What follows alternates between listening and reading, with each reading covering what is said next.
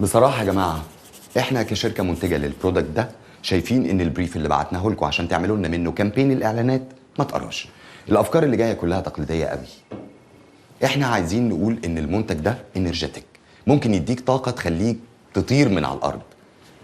ريد بول يعطيك جوانح. هشام، ممكن تسيبني اكمل بليز؟ انا اسف جدا، هو طبعا اللي حضرتك بتقوله ملوش اي علاقه باعلان ريد بول، بس واضح ان انا التهيؤات رجعت لي تاني. ما علينا، هو ده الكومباينيشن اللي اشتغلنا وطلعنا منه السلوجن الاصلي، وهو نفسه الفكره اللي محتاجين نشتغل عليها اكتر شويه. هشام، عندك افكار تحب تشارك بيها معانا بخصوص الكامبين؟ طبعا اكيد، هدعبس بس في درج الافكار المهروسه وارجع لحضرتك بفكرتين. مستر جمال، لو هشام فضل على الاتيتيود ده انا مضطر اكتب ريكومنديشن للشركه عندي يسحبوا الكامبين من الايجنسي عندكم اصلا. هشام بيتكلم لمصلحه المنتج. يا شريف، احنا يهمنا الفكره تبقى جديده والاعلانات تزود المبيعات. انا رايي ان احنا ناخد يومين نفكر ونفهم، وبعدين نتقابل بعد اجازه شم النسيم. دكار يا عم، يلا بينا.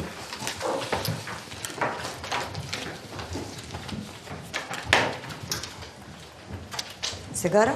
سيجاره؟ رايحه فين في شم النسيم؟ المفروض لو عادل ما هربش زي كل مره هنروح مرسى علم. ليه يا ماما؟ هو الجونه وساحل كفر ولا ايه؟ يا ابني انت نسيت، مش احنا معزومين كلنا على خطوبه في مرسى علم؟ خطوبه مين يا مزة السنين؟ انا طالع لبنان معيش اجدد نشاط. والله حرام عليك، دي البت شاري مأكده علينا جدا ومش عازمه من الشركه كلها غير انا وانت، وبعدين انت بالذات اكدت عليك 20 مره. هاي. هاي. بقول لكم ايه، مامي عملت الريزرفيشن خلاص، مش هاكد عليكم تاني. سي يو ذير. سي يو 21 مره. لا مع نفسها. طب وبالنسبه لاكسلانس عادل انتخى موافق على المسخره اللي بتحصل دي؟ طبعا الله بقى المره دي يفتح بقه ويقول لي نروح اسكندريه عند امه. هيقول. وانا عايزه يقول. بقول لي يا دودو، بتفك من موضوع مرسى علم ده وتعالى نروح اسكندريه عند ماما.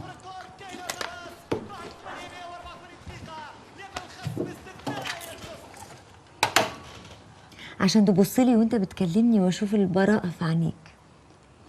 حاضر يا رحمه. انا ببص لك اهو. هو انت ليه مفيش مره تكلمني فيها غير وانت عصر على نفسك ليمونه؟ انا اسف. نعم. عايزه ايه يا رحمه؟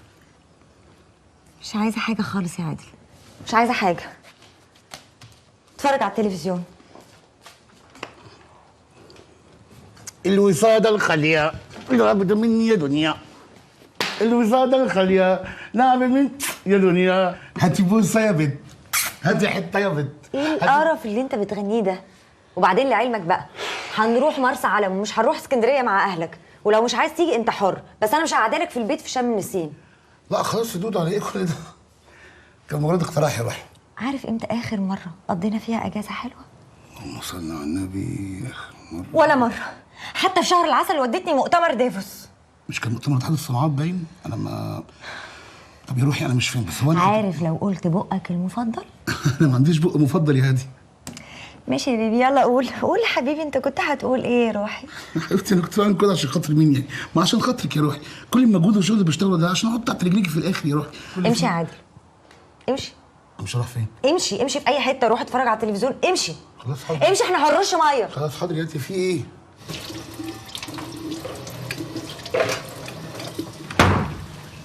عيوشه.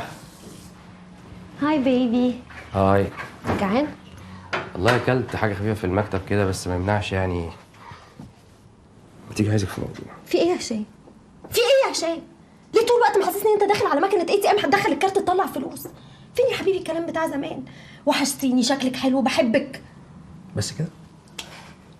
طب بحبك باستمرار، بحبك طول العمر، يا اجمل من في البيت، يا احلى ما في الصمت. بحب بكل براءه لا ما احنا مش هنخلص الالبوم كله، بقول لك عايزك في موضوع. طب هعمل اجراءات واجيلك على طول. لا مفيش اجراءات، انا مش بقول لك اعمل لك توكيل، بقول لك عايزك في موضوع. هشام ما تهزرش في الموضوع ده، 5 دقايق وجايه. الموضوع نفسه مش هياخد 3 دقايق يا عيشه. يا حبيبي ما انا عارفه، استنى بقى. حلاوتها في حموتها يا حماره.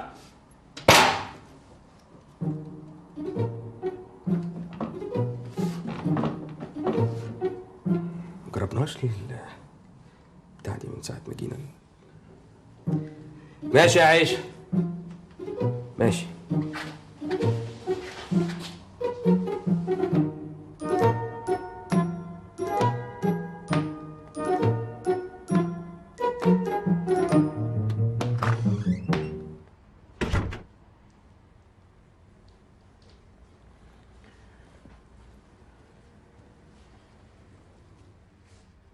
باسبورك هيخلص امتى يا عيشه؟ ايه السؤال الغريب ده؟ هو انت ما تعرفيش تجاوب على سؤال عدل؟ لا ما اعرفش اجاوب على سؤال مش فاهمه غرض. مش لازم تعرفي غرضه، جاوبي وخلاص. انت بتزعق ولا ايه؟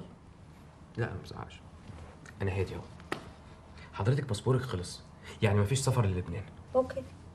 هو ايه اللي اوكي؟ كاتك قهوه. ما تحترم نفسك يا هشام. هو ده اللي انت فالحه فيه، احترم نفسك، ما تعليش صوتك وانت زي قلتك. لو مش هتعرف تتكلم معايا زي بقى ما تتكلمش احسن. والله انا بعرف اتكلم كويس، ومش انت اللي هتعلميني الكلام.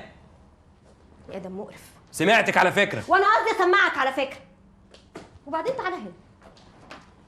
هو انت فارق لك في ايه يا حبيبي باسبوري خلص ولا ما خلص؟ انا ممكن احكي لك سفريه لبنان دي هيحصل فيها ايه دلوقتي. حضرتك هتنزل تسهر وتشرب كل يوم وجررني في ايدك زي الحمار. هتقعد تهزر طول الليل مع الناس وانا كمان المفروض ان انا اهزر عشان ما بقاش كئيبه. هتفضل قاعد تقول لي شوفي دي بتهزر مع ده ازاي ودي بتعامل جوزها ازاي وبتدلعه ازاي، وانا المفروض ان انا ابقى بيس وتمام. ولو انا جيت طلبت منك طلب ان احنا ننزل نعمل شوبينج هتقول لي لا اصلا انا ما بحبش المشاوير دي. ويا سلام بقى لو انا رحت على البحر قعدت في يوم، طبعا هبقى قاعده لوحدي لان حضرتك هتبقى نايم وش الفجر وصاحي المغرب. وبعد السفريه الجميله دي بقى يا هشام لو جيت طلبت منك اي حاجه هنا هتقول لي ما انا لسه مسفرك. بذمتك بقى اسافر اعمل ايه معاك؟ انت مفتريه على فكره، عشان انا في لبنان بصحى بدري. مسحناه. ايه يا اتش؟ ايه العباره؟ تعالى افهمك يا اتش، بقول لك مسحناه. ابدا يا ستي، مستر جمال قفش الواد ليسي بيعط مع البت لميس السكرتيره على شريط الفيديو بتاع المراقبه بتاع السكيورتي. ياه، هو جمال بيتفرج على شرايط سكيورتي بنفسه؟ اكيد لا طبعا، هو الواد بتاع السكيورتي شاف الفيديو وراح رفعه على اليوتيوب ابن اللذينه. طب هو ليسي ده مش لسه متجوز ما بقالوش 7 شهور؟ وايه العلاقه يعني؟ طب انت بقى ايه دخلك في الحوار ده؟ ولا حاجه، جمال كان عايزني اشيل فيديو من على اليوتيوب. طب ومرات ليسي؟ ادعي بقى ان باقه الانترنت بتاعتها تكون خلصت. يا حبيبتي فيديو ايه وهبل ايه بس؟ اكيد حد شبهي طبعا. يعني هو انا الوحيد اللي عندي وحمه في الحته دي؟ طب وجمال عمل معاهم ايه؟ طرد البت. اشمعنى يعني ايه يرفدها هي ويسيبه هو؟ مجتمع ذكوري ابن كلب. ولا مجتمع ذكوري ولا بتاع، الحكايه ومقفيه ان ليسي شاطر وجمال محتاجه بس. يعني انتوا عادي تعملوا اللي انتوا عايزينه عادي جدا كده؟ بقول لك الواد مصنع افكار، والافكار يعني الاعلانات، والاعلانات يعني الفلوس، والفلوس يعني الشركه، يعني عايزه معاه مش هيقدر يمشيه بس كده. وبعدين انا لو اتقفشت في اي ركن في الشركه انت اول واحده هتداري عليا.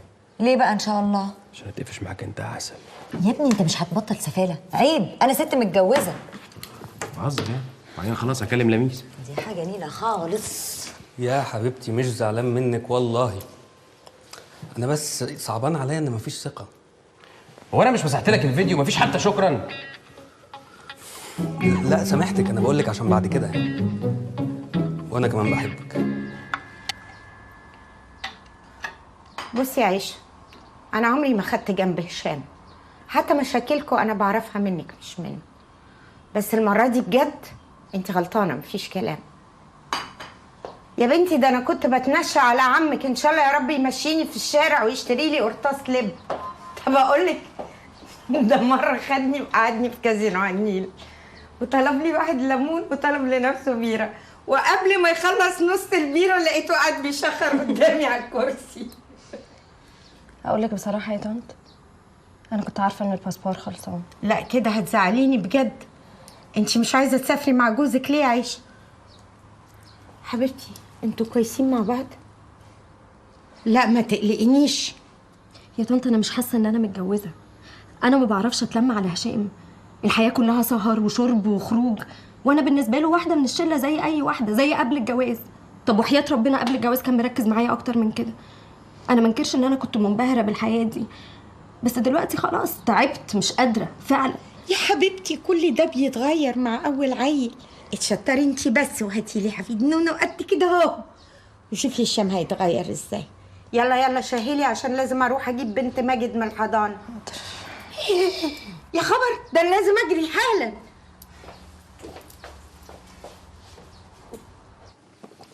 اصالح مين يا ماما؟ اصالح مين؟ حبيبتي هو انت بتشتغليني ولا هي اللي اشتغلتك؟ انا ما عملتلهاش حاجه، وهي كانت عارفه ان باسبورها خلصان وبتستهبل. طب حبيبتي معلش انا في الشغل، انا هخلص شغل وابقى اكلمك تاني. مع السلامه. مع السلامه. نفسي امسك دماغ عيشه افتحها افهم في ايه جواها.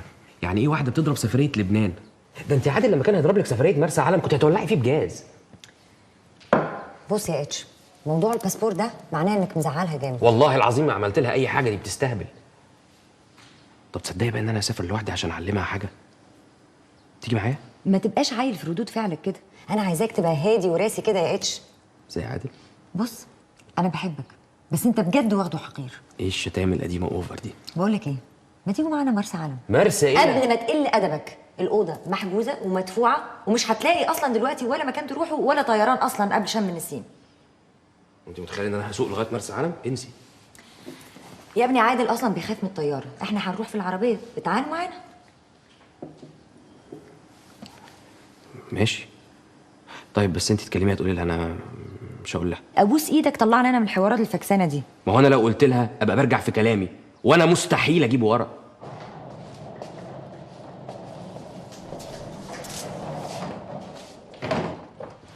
حطها عندك.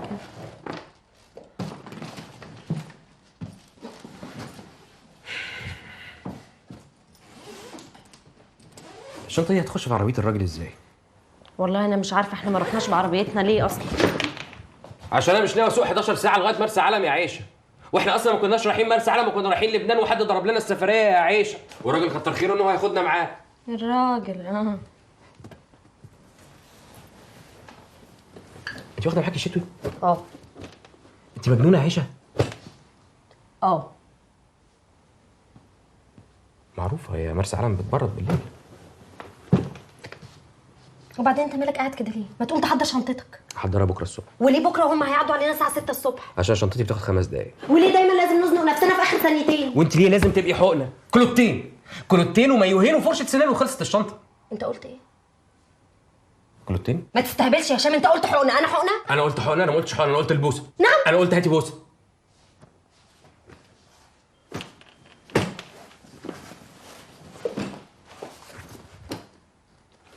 نصحى. واو حلوه قوي الشنطه دي، تحفه تجنن بجد. دي لسه نازله في لندن صح؟ ايوه. اللي بعدها فظيعه، لازم تشوفيها. وريني كده. دي تحفه برضو، انا بحب الموديل ده قوي اصلا. فظيعه. بتتفرجوا على ايه؟ بنتفرج على الكولكشن الجديد بتاع سيلين يا حبيبي. سليم مين؟ سيلين. هو بيريو انت عرضت ازياء؟ لا، فاشونيستا. مالك؟ فاشونيستا. يعني عامل ايه يعني؟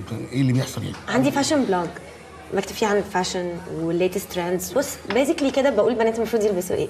ناقدة ازياء يعني؟ لا، فاشونيستا. ناقدة ازياء. طب تعالي نبص على شانيل كده منزلين هاي ازاي؟ هاي خالد، ازيك عامل ايه؟ انت ايه اخبارك؟ ايه الاخبار؟ خالد عادل جوزي. هاي سلمى. ازيك يا خالد؟ سلمى انت مراته؟ طب تعالي سلمي. مالك؟ سلمي من بعيد كده. ينفع اسمه سلام برضه؟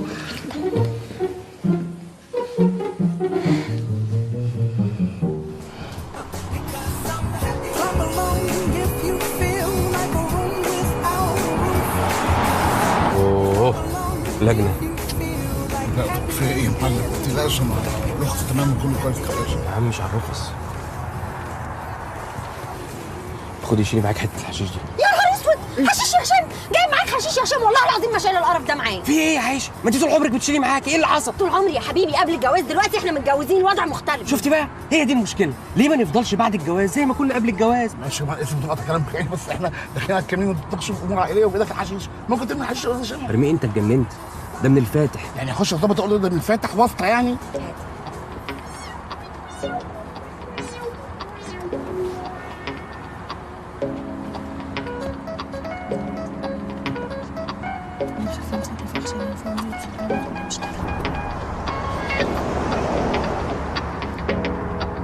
مساء الخير. حاضر. عائلات كلنا، احنا عائلات محترمات.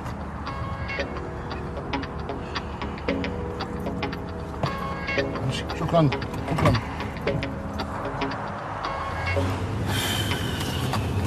ممكن الحشيش بتاع جوزي لو سمحت؟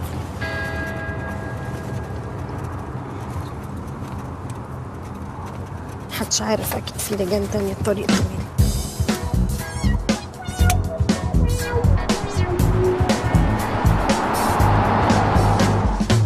عليه شويه يا دولا حبيبي. السرعه المسموحه للملاكي 120. هتاخد اكتر من المرور. يا هشام يا حبيبي بالراحه شويه. لا مش هفضل ساعه على 120 زي الاخ. مش المهم يعني ان احنا نوصل بسرعه، المهم ان احنا نوصل.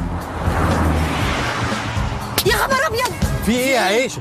فصلت التلاجة وفيها الجبنه، الغسيل هيكمكم. كلم حد من جيرانكم طب لما ما نوصل. حدش معاه مفتاح. عادل انت بتنام وانت سايق؟ لا هشام. طب وطوا صوتكم بس عشان عادل نايم. هاتي بوسابت هاتي حتابت هاتي بوسابت هاتي حتابت هاتي بوسابت. الحمد لله على السلامه يا اولاد. الله يسلمك يا بابا. يلا يا عيشه وانا هجري.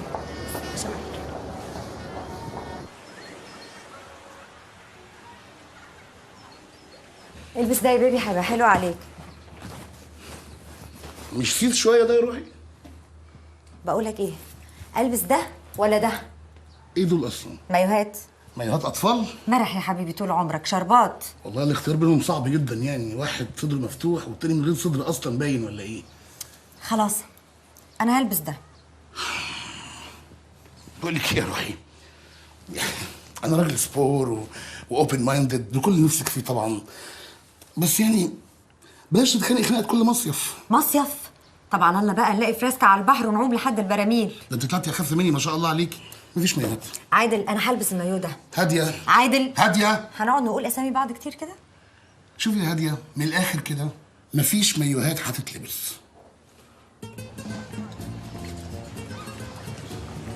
ما شاء الله. طب ما هي لابسه جلابيه الشاطئ ايه وزي الفل وحشمه واخر شياكه، مش مجنونه انا يعني. جلابيه الشاطئ مبدئيا ده اسمه بيتش دريس، وبعدين دي مش حشمه ولا حاجه، دي معصاصه ومعضمه ومداريه عارها. اوعدك يا بيبي لما يبقى جسمي كده زيها هلبس جلابيه الشاطئ وانزل انا وانت نبلبط في بلطيم. بقول لك يا حبيبتي، كان لازمتها ايه الجلابيه دي؟ ما لبستيش ليه يعني زي بقيه الناس عادي؟ اولا ده اسمه بيتش دريس، ثانيا دي واحده عايزه المكان كله يتفرج عليها. هاي عامله ايه؟ ازيك عامله ايه؟ كله تمام. هاي عادل. تمام. ايه الحلاوه دي؟ ميرسي، مايوهك يهبل. ايه ده حلو قوي البيتش دريس بتاعي. ثانك يو حبيبتي. كمان مايوهك حلو فعلا. والله على فكره ترى مستمتع بالسفريه جدا. ايوه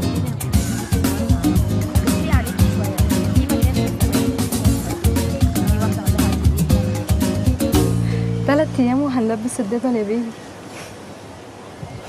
ربنا يستر.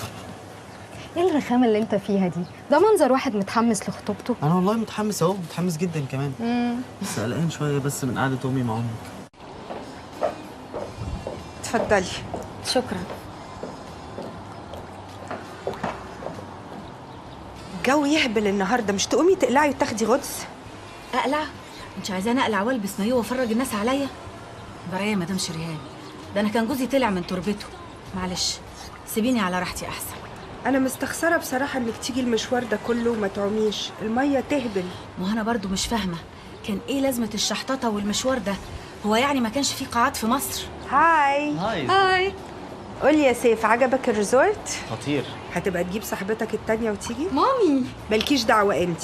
سيف تعالى اقعد جنبي، عاوزه اقول لك حاجه. لا معلش، هو بس يوديني اوضتي الاول بعد كده يبقى يجي يقعد زي ما هو عايز. يلا يا سيف. ليه يا طنط هدى؟ خليكي قاعده معانا شويه. معلش يا حبيبتي، اصل الديسك تعبني قوي. يلا يا سيف. سلامتك يا ماما. الله يسلمك. ما بدري يا هدى.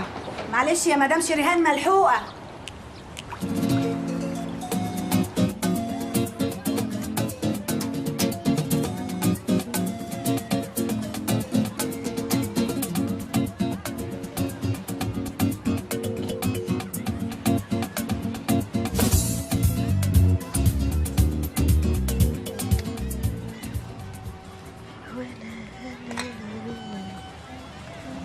رايح البار اجيب بيره، عايزه حاجه؟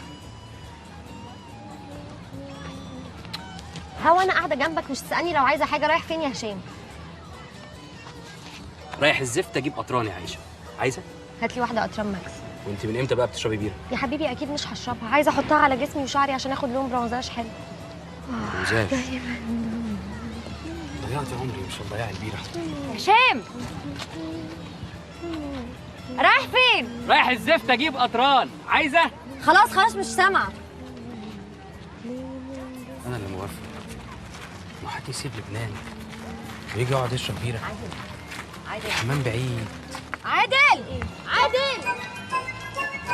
ايه ده وحصل له ايه يعني؟ هو كان قاعد كده عادي؟ ايوه بقاله كتير كده، انا فاكره ان ده الطبيعي بتاعه. انت كويس يا حبيبي؟ تلاقيش خالص يا مدام، هي ضربة شمس خفيفة جدا، هو بس يبعد عن الشمس النهارده خالص، يشرب سوائل كتير، يمشي على المرهم ده، وان شاء الله على بكره كله هيبقى تمام، يعني ما تقلقيش خالص، هو كويس. كويس ولا كويس؟ ميرسي يا دكتور. ميرسي يا دكتور. مع السلامة. ميرسي، شكرا. الحمد لله على السلامة. الله يسلمك. أنا مامة شريهان الصغيرة، ودول ولاد خالتها إنجي وكريمة. هاي. أنا وصيتهم عليك في الهوتيل، لو احتجت أي حاجة بليز كلمهم في التليفون. وحضرتك نزيلة قديمة في المكان؟ أنا شريهان صاحبة الريزورت ومامة العروسة. أنا عادل هيكل نزيد في الريزورت وجوز العروسة. طب خلصي قدمي نفسك، خلصينا. طيب ضربة الشمس أثرت على روح ده بقى عنده ولا ده الطبيعي بتاعه؟ واضح ان دول بقى كويس الحمد لله. ميرسي يا مدام شريهان. ميرسي. مش ممكن السخافه اللي انت فيها النهارده يا شيخ. الله يسلمك. خدتها منك يا راجل. ميرسي، شاكرين قوي، خطوة عزيزة. نظرنا النبي. هشام انت في الأوضة؟ يا روح.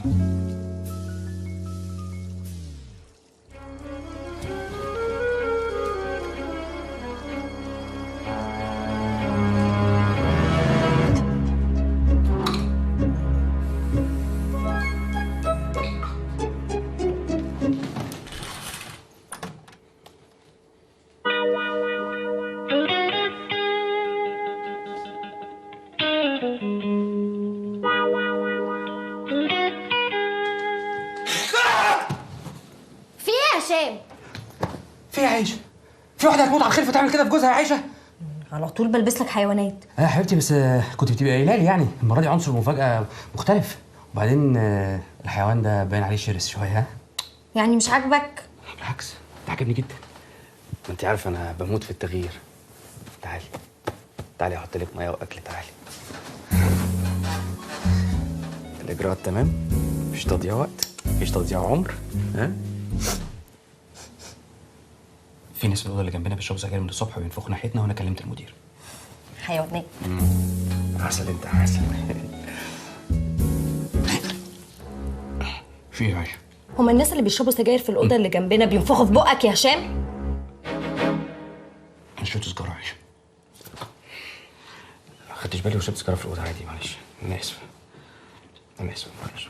حصل خير. لا مش خلاص يا هشام، عشان انت عارف ان انا ما بحبش الكذب. دي كدبه بيضه يا عايشه، يعني تعدي الموضوع يعدي، ما تكبريش الموضوع. لا ما تعديش، انا ما بحبش الكذب وبكره السجاير. طب خلاص معلش حضرتك على الأقل. هشام بس بقى. في ايه يا عايشه؟ والله العظيم اذا كنت بتتقلي فاللي علمك التقل ده ظلمك. ماشي يا حبيبي. وبعدين انت بتبطلي عليه ده 1000 غيرك تتمناه. مين بقى الألف غيري؟ انت بتتكلم جد؟ هو انا شكلي بهزر؟ بس تعبير مجازي، زي ما اقول لك مثلا احنا اتخانقنا مليون مره وهم 6000 بس. بهزر يا عايشه. وده اسمه هزار سخيف وقله ذوق. والله ما في حد سخيف ولا ليه ذوق غيرك انت يا عايشه. طبعا ما هو ده اللي انت فالح فيه. اتفضل روح لهم يا حبيبي، كل ما تتزنق تروح لاصحابك. صحابي مين يا عايشه؟ احنا في بس عالم لوحدنا، ما اعرفش حد. صحابك يا حبيبي اللي ما بينكدوش عليك وبيحبوا هزارك قوي.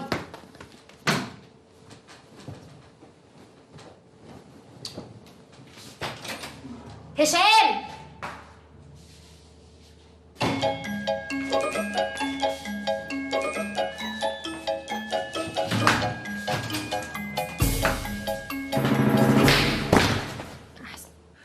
كده آخر مرة النهاردة في الدهان. إن شاء الله بكرة يبقى كويس.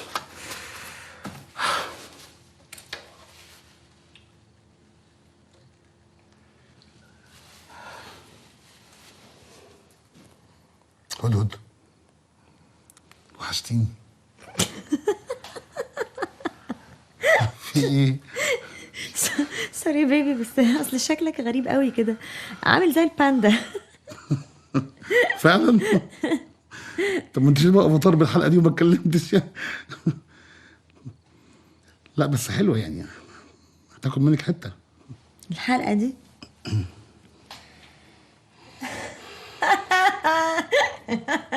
بص اقرا دي. دي من السفه اللي بعتها لك دي. وسام مين؟ مرات مودي؟ لا لا، ده واحد معانا في الشغل بتاع الاي تي. ثانيه واحده هنا، واحد معاكي في الشغل يبعت لك نكته بالاباحه دي؟ في ايه يا عادل؟ في ايه يا عادل؟ عادي يعني ان دي تبقى لغه الحوار بينكم؟ واحد باعت حاجه تضحك لكل الناس، ايه الغلط؟ ايه المشكله في كده؟ مفيش مشكله، يمكن انا اللي فلاح. هو اي خناق وخلاص. معلش، ربنا ما يجيب خناق.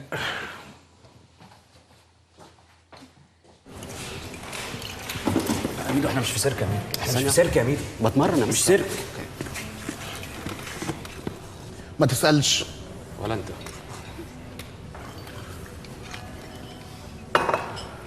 تشرب ايه؟ مش عارف، بس عايز حاجه قويه كده، عايز يعني. انت بتشرب ايه؟ ميدو هات له سانجريا. سانجريا؟ ايه؟ سانجريا. شط اسكندريه يا شط. طب خلاص لا، لا مش هينفع. خلاص معلش، هروح اقعد لوحدي. معلش لا انا مش قادر. معلش انا مضغوط. انا تعبان يا عادل، معلش انا تعبان. معلش. في شفات تاني؟ لا انا اسف، خلاص استحملني، بس مضغوط شويه. خلاص اقعد بقى، فضل الظهر. مستر عادل هو ده اللي كان. الله. هاي. الله. لن ازيك؟ عادل عامل ايه دلوقتي؟ زي الفل، حصان اهو. حصان بس هو في شويه حرقان كده. مفيش داعي للتفاصيل. ما تعالش شويه معايا درينك. اجيب لك اسكندريه؟ لا ميرسي، انا ما بشربش، بس انتوا موتوا نفسكم براحتكم. هشام ممكن تيجي معايا 10 دقايق؟ عاوزه اتكلم معاك في حاجه. قوي طبعا. يلا يا هشام. انت اسمك هشام؟ لا. ليه قالت هشام؟ طب انت هتفهمني. خليك في حالك، خليك في حالك. اجي معاك يا هشام. يا ابن المحظوظه، حلوه حلاوه، بتموت كده بتموت. اقعد. تفتكر انا عاوزاك في ايه؟ لا شوفي يا مدام شريهان، اغبى حاجه ممكن يعملها الراجل انه يحاول يفهم واحده ست مضيعه للعمر. احنا نعمل لكم باي باي من بعيد ونجري عليكم لما تشاوروا لنا. تعجبني. نخش في الموضوع. نخش. شاري قالت لي ان انت وهادي اقرب اتنين ليها في الشغل. اذا كانت هي قالت لك كده فماشي. انا عارفه ان انت مديرها، المقامات محفوظه طبعا. لا هو يعني والله يا شريهان احنا ما بيفرقش معانا قوي الحاجات دي، يعني بنعتبر كلنا مع بعض كده تيم وورك يعني. الالقاب ما بتفرقش معانا ولا فرق السن. في ايه حضرتك؟ هتركز يا ابني وتسمع ولا تروح تتلقح جنب صاحبك على البار؟ لا هركز يا فندم، انا جايه يعني ما احنا جايين نعمل ايه؟ ما انا جايين نسمع ونركز. سيف ما كانش عاوز يعمل خطوبته هنا عشان معظم صحابه مش هيقدروا يجوا. تجديره دي طبعا. يا فندم؟ تعسيفه يعني، شيء مش محبذ. بالظبط، حاجه تضايق. هي اسم الله عليك، هي حاجه تضايق. انا كنت عاوزه اعمل لسيف وشاري بارتي حلو، وشايفه ان انت ومراتك واصحابكم جروب لذيذ وممكن كلكم تنبسطوا مع بعض. مش بقول لك اللي يحاول يفهم واحده ست عمره هيضيع؟ يعني انت عايزاني اتصاحب على سيف واحطه جوه الشله كده عشان ما طيب، او بالمره برضه اديله شويه نصايح عن الجواز. لا ارجوك لا، وفر نصايحك لجوازتك الخايبه. خايبه؟ اللي قدامك دي اتجوزت وطلقت 3 مرات، اكيد اعرف الجوازه الخايبه، بس العيب مش منك ولا منها، العيب من المنظومه. الجواز منظومه فاشله. انت سايبه بنتك تتجوز ليه بقى؟ ما اقدرش امنعها انها تجرب. ولما تجيلك كمان 2 3 بشنطه هدومها وتقول لك انا اتطلقت؟ محدش بيموت من وجع القلب. المهم سيف واصحابه بكره الصبح طالعين على مركب عشان يغطسوا، وانت وصاحبك هتطلعوا معاهم. طب وعيشه وهادي هنعمل فيهم ايه؟ متقلقش، انا هعرف ابسطهم كويس. ماشي، باي.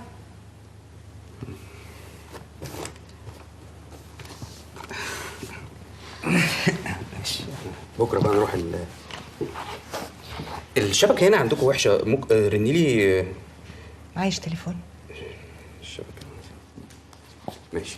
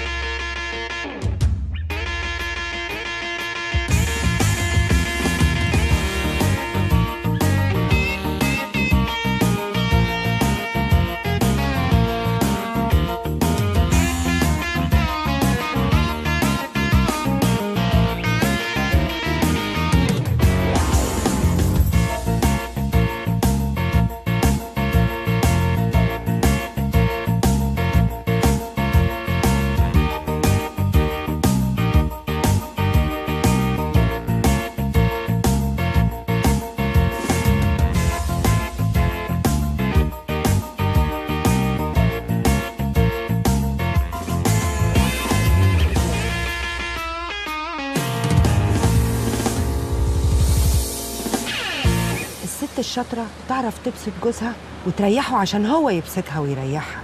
انت فاكره ان انت لما تنكدي عليه هيحاول يرضيكي باي طريقه؟ بالعكس، مره والتانيه التالته هيبص بره، الرابعه تاكدي ان هو هيخونك. يبقى مع السلامه. جوازتي التانيه بقى كانت جوازه الدلع والمزاج. شاري ساعتها كانت عايشه في روما مع ابوها، وانا كنت ضاربه الدنيا صارمه وفي عز جناني. قررنا انا وصحابي نطلع على كروز، كان هو الكابتن، القبطان عز الدين ايبك. بتضحكوا؟ احنا اتجوزنا على المركب، وتاني يوم قفشته مع واحده من البنات اللي في الكرو في الكابن بتاعته. يا نهار ابيض، وعملتي ايه يا شيري؟ قلت له يا راجل انت لسه فيك حيل. وقال لك ايه؟ هو انا لسه هستنى لحد اما يقول لي؟ اكيد طبعا جرجرتيها من شعرها وعملتي فضيحه في المركب واتطلقتي تاني يوم. ده اللي بنوته زيك تعمله، انما الستات بيبقى ليهم كلام تاني. عملتي ايه بقى؟ عاوزين تعرفوا؟ ايوه قلت له فيها لخ فيها. يا بنت اللذينه. خلاص بقى بس عادل. بس خلاص. احساسك قوي يا عيني. والله مختلفين وبيحبوا بعض صغيرين. الكلام بتاع زماننا فاكره. مش فاهم بصراحه يا جماعه اللي بيضحك قوي كده يعني. انا اسف، انا هسكت يا عم. يا جماعه مش الدرجات دي يعني. انتوا لحقتوا تسكروا ولا ايه؟ لا يا عم، احنا ولا سكرين ولا حاجه، احنا زي الفل. بس هو عادل زود شويه. بص يا سيف، اسمع يا ابني، احنا النهارده كنا جايين عشان نشجعك على الجواز، لكن بعد كم السذاجه اللي انا سمعته منك ده، لا انا مضطر افوقك. والله؟ وليه ما تقولش ان انا مسيستم حياتي وعارف بالظبط انا عايز اعمل ايه؟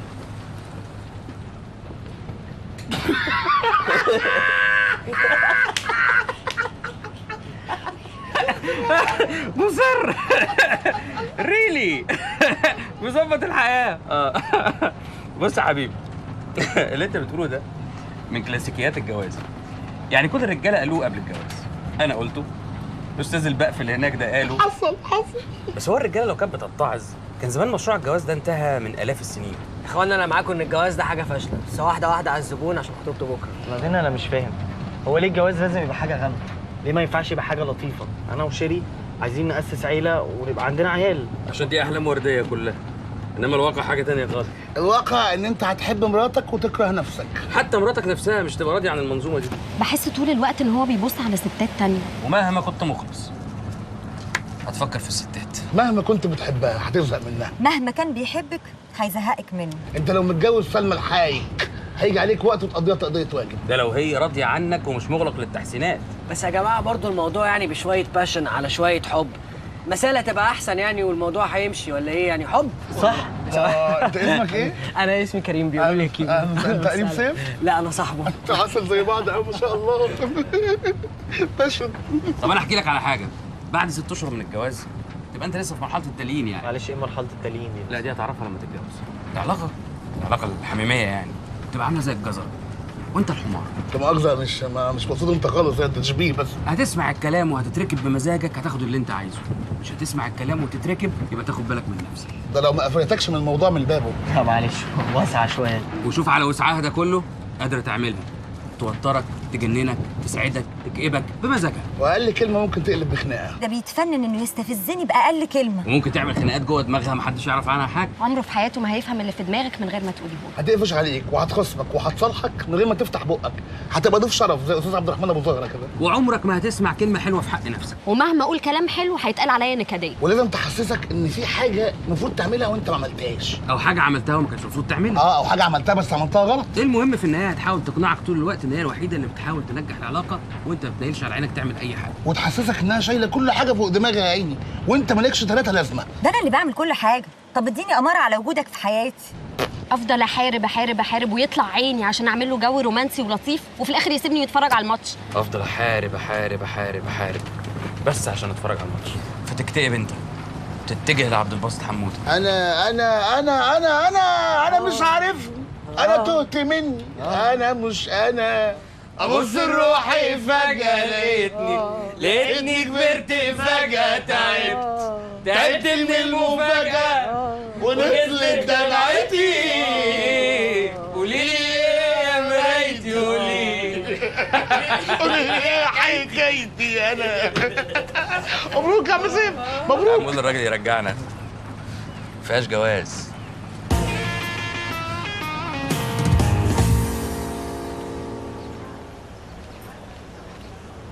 وحشتني اتش. انت خدتي ضربة شمس ولا ايه يا عايشة؟ تصدق انك رخم؟ اصطادتوا حاجه النهارده ولا لا؟ لا دي كانت رحلة غطس مش صيد يا عايشة. ايوه صح. شيري ما تزعليش مني مهما حصل. انبسطت يا حبيبي؟ اللهم اجعله خير حبيبتي، انا ما اعرفش اتبسط من غيرك. لسه زعلان مني يا دولا؟ لا انا مش زعلان، بس لو عايز تزعليني انا موجود يعني. لا مش هزعلك تاني. يبقى هتزعليني يا روح. مش هزعلك. خلاص خلاص يلا. هاي. هي وحشتني قوي. انت كمان. اتبسطت؟ جدا. بقول لك ايه، هي ماما فين؟ ما شفتهاش من الصبح، تقريبا ما خرجتش من اوضتها. بجد؟ طيب انا هروح اطمن عليها، اشوفك بالليل على العشاء. اوكي؟ انت كويس؟ جدا. اوكي. باي باي طبعا.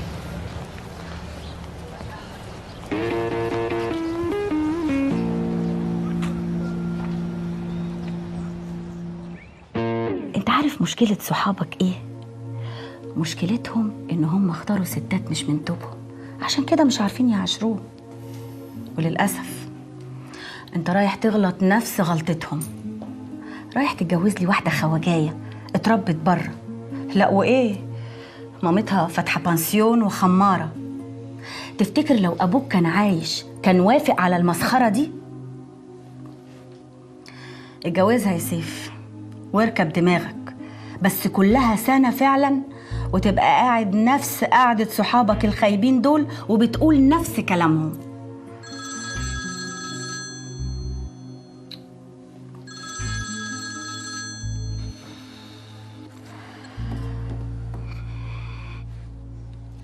مش بيرد. اكيد هيكلمك تاني. مالك في ايه؟ تلاقيه في الحمام ولا حاجة، ليه مدلوقة كده؟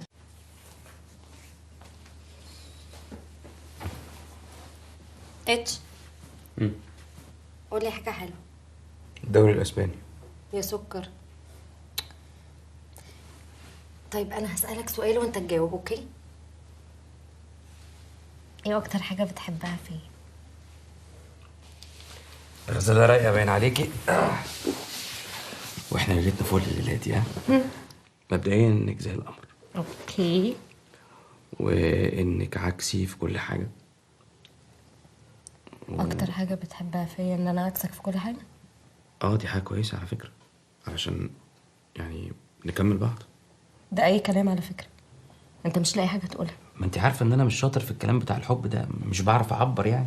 لا هو اللي انا عارفاه ان انت بتعرف تعبر كويس قوي، بس مع ناس معينه. في ايه يا عايشة؟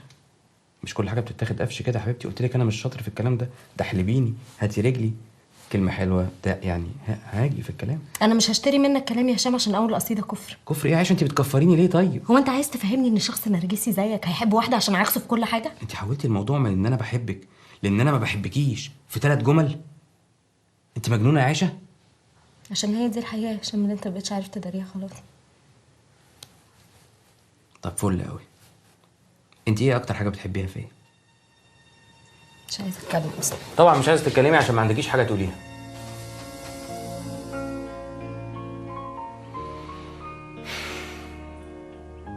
أزمتنا يا عايشة إن أنتِ بتتهميني بالمشاكل اللي عندك، مع إنك لو ركزتي شوية هتعرفي مين اللي اتغير بعد الجواز ومين اللي فضل زي ما هو. انت ما بقتش تحبني يا هشام.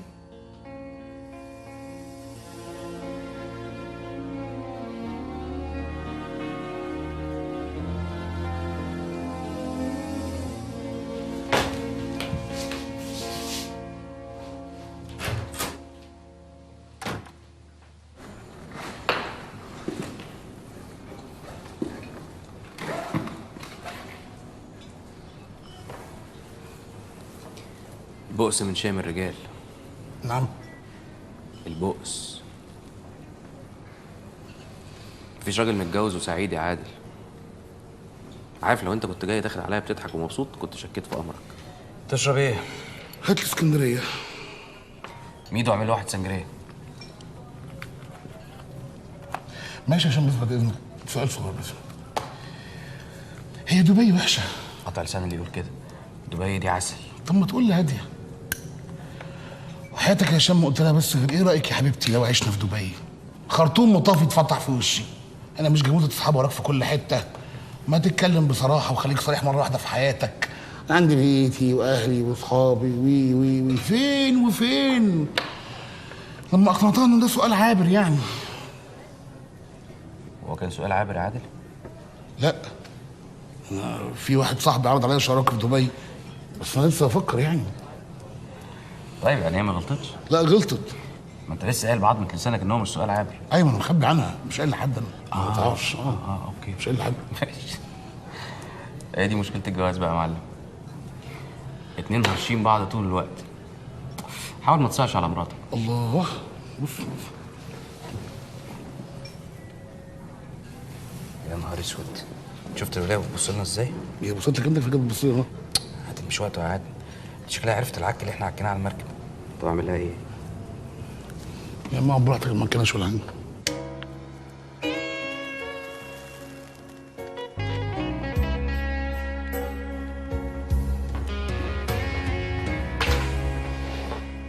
انا بجد مبسوطه يا عيبك ان انت عرفت تيجي. شاري هتفرح قوي.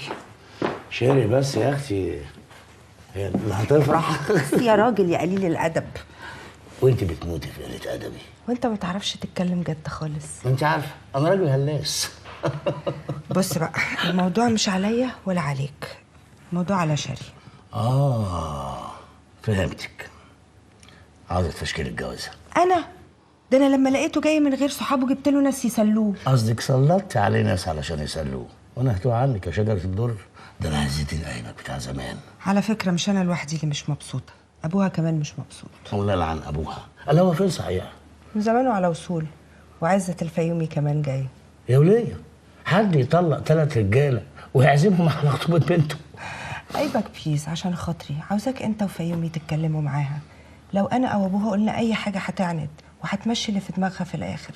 حاضر يا شاشة، هتكلم معاها، بس يكون في علمك لو لقيت البنت بتحب الولد ومتعلقه بيه انا اللي هقفلك. شط اسكندريه شط الهوا شربنا اسكندريه ركبنا الهوا. اسكندريه كلمه واحده. اسكندريه مالهاش دعوه باسكندريه. شربنا اسكندريه وركبنا الهوا.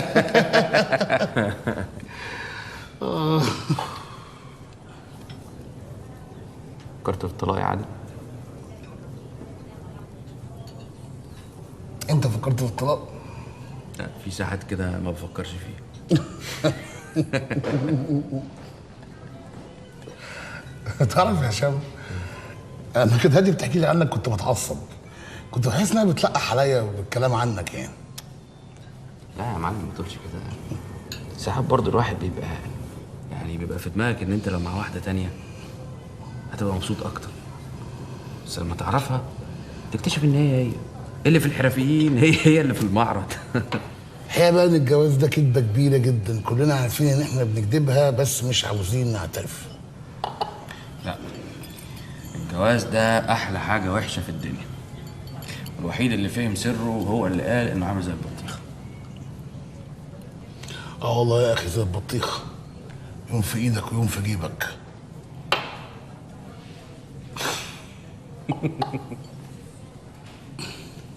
ايه ده عدوله؟ ايه؟ انت قلت في حلو؟ لا يا نبي بتاع البطيخه صح؟ تخيل بطيخه كده تحطها في جيبك اللي ورانا بالظبط، تقعد تقطعها عشان تكفي خلاص الجيب. ما تجودش، لما تلاقي الإف حلو ما تجودش عليه هيبوظ. اوكي انا حسيت ان انا افورت بس. بصراحه انا لو عملت حاجه ضايقتك تعالى وقول لي، بس ما تعملنيش كده.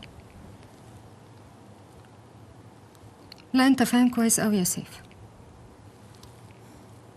عموما انا بكلمك عشان اقولك ان بابي وصل وهو مستنيك عشان يقعد معاك قبل العشاء. حاضر.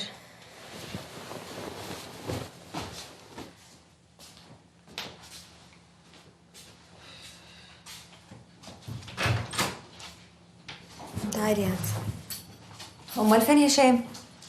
معرفش. عايشه انتوا اتخانقتوا تاني ولا ايه؟ هو ايه الجديد؟ والله خساره يا عايشه تبقي متجوزه راجل زي هشام وعايشه في النكد اللي انت فيه ده. راجل زي هشام؟ راجل زي هشام، لذيذ وامور ومنطلق، انت بس اللي مش عارفه تحتوي. حلو قوي ان انا اشوف جوزي بعيونك. تخيلي ان انت خليتيني احبه اكتر من الاول.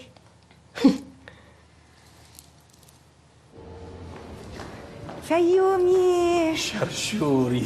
قلت لك 100 مره ما بحب الشرشوري دي. بعشق غلاستك يا روحي. تصوري يا شيري انا نسيت احنا اتطلقنا ليه؟ اتطلقنا علشان عينك زايغه يا حبيبي، عشان لما مراتك الرابعه شاورت لك بصباعها جريت عليها زي العيل الصغير. لو اقدر اجمع ما بينك وما بينها كان زماني واخد دوري وكاس. بعينك. بقول لك ايه، تعالى نروح نشرب حاجه، عاوزه اتكلم كلمتين معاك قبل العشاء بتاع شيري. اموت في لعبك المباشر. تقولش منتخب المانيا. تعالى. حلو الاوتيل ده. اتفضل يا سيف. ميرسي يا انكل سامي. سامي وبس من غير انكل ولا دياولو. تشرب ايه؟ لا شكرا. لا مستحيل. ازاي ممكن اجوز بنتي لواحد ما خدش معاه درينك؟ اختار سلاحك يا بطل. الولايه ما استحملتش، اتجننت اول ما شافتني. كمليني. هلو أنا ساكي بيعمل مساج. بعتني مدام شريهان عشان حضرتك جاي من سفر بعيد ومحتاج يعمل ريلاكس للعضلات. للعضلات. اتفضلي يا اختي، خشي يا حبيبتي، خشي. فشطات مربات وماله. في ايه يا هادي؟ مالك بتكلميني زي هشام كده ليه؟ هو انت لازم تحشري هشام في اي موضوع؟ دلوقتي احنا كلنا معزومين على العشاء وهنخرج ونتبسط. يا ستي انا ما بحبش الخروج وما بحبش السهر والشرب والرقص وما بحبش حفلات كل يوم وما بحبكيش وما بحبش حد. ارتحتي؟ وبعد كده يا هاديه لما تبقي بتكلمي واحده على جوزها يا ريت تبقي تحاولي تخبي حماقتك عليه شويه. ها؟ على فكره انا مش عارفه انت بتكلميني كده ليه، بس انا ما قصدتش اي حاجه من اللي في دماغك. عموما براحتك.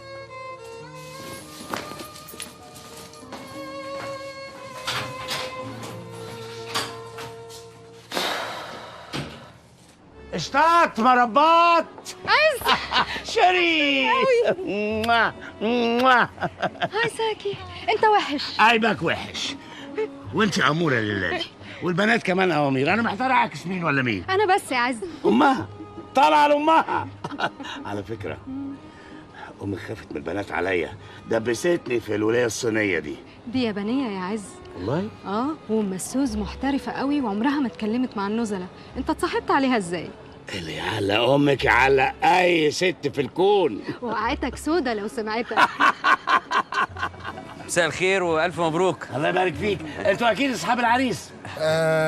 يعني انا وانت محتاجين عادل نتكلم. هيكل. عادل هيكل. جول النادي الاهلي. حلوه. قبطان عز الدين ايبك، القائد الخاص ليخت سلطان بروناي. اهلا وسهلا. حضرتك بقى قريب العريس ولا العروسه؟ انا ابو العروسه. اخرس قطع لسانك. فيومي ازيك يا روحي؟ وحشتني. انت كمان.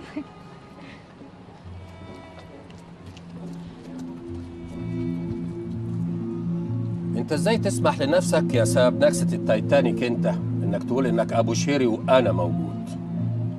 عزت الفيومي. عز الدين ايبك.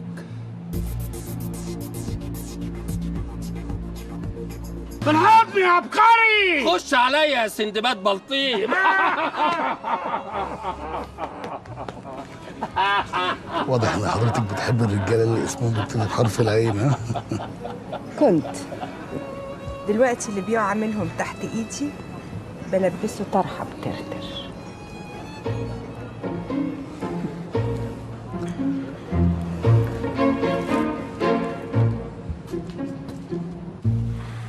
سيف حبيبي، انت مش ملاحظ ان بقالك اكتر من نص ساعة عمال تكلمني عن الشغل والمرتب والبيت اللي هتشتريه وما جبتش سيرة شيري بأي كلمة؟ بص يا سيف، بعد الجواز العلاقة بتتحول إلى واجبات ومسؤوليات، ودي الغلطة اللي الناس بتعملها. هو يتسحل في الشغل عشان يجيب فلوس، وهي بتتسحل في شغلها وتربية الأولاد، وبينسوا أهم حاجة، إن الأساس في الجواز هو العلاقة بين راجل وست. راجل وست. قول معايا، راجل وست. راجل وست. راجل وست. راجل وست. دلوقتي بقى جاوبني على سؤال وبصراحة. احنا بقينا أصحاب وأنت زي ابني. أنت وشيري حصل بينكم يعني حاجه كده معينه؟ شادين مع بعض شويه اليومين دول بصراحه. يا سيف احنا اصحاب وعدينا على الكلام ده كتير. حصل بينكم حاجه؟ وعمال اقول لك راجل وست راجل وست. حصل حاجه يعني ولا ايه؟ يعني مرة واحدة. مرة واحدة. عايز تتجوزها وتصلع غلطتك يا كلب؟ عايز تذل بنتي؟ لا يا انكل، انا هموتك. انا بحبها، انا بحبها يا انكل. لا مش زي ما انت فاهم. والله يا انكل لا، انا بحبها. امال ايه؟ انا مش عايز اتجوزها. مش عايز تتجوزها؟ انا بحبها. انا مش عايز اتجوز اصلا. والله يا انكل انا بحبها، بس مش عايز اتجوز. مش دلوقتي.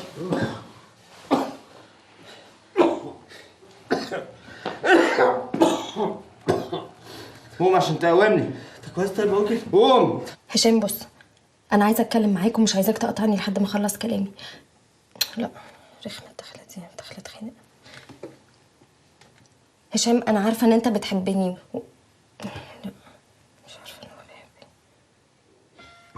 هشام انا بحبك وعايزه اكمل معاك، ووعدك ان انا مش هبقى كئيبه تاني ولا نكديه، بس انت كمان لازم توعدني ان انت تبطل تبص على البنات وحسسني ان انت بتحبني شويه.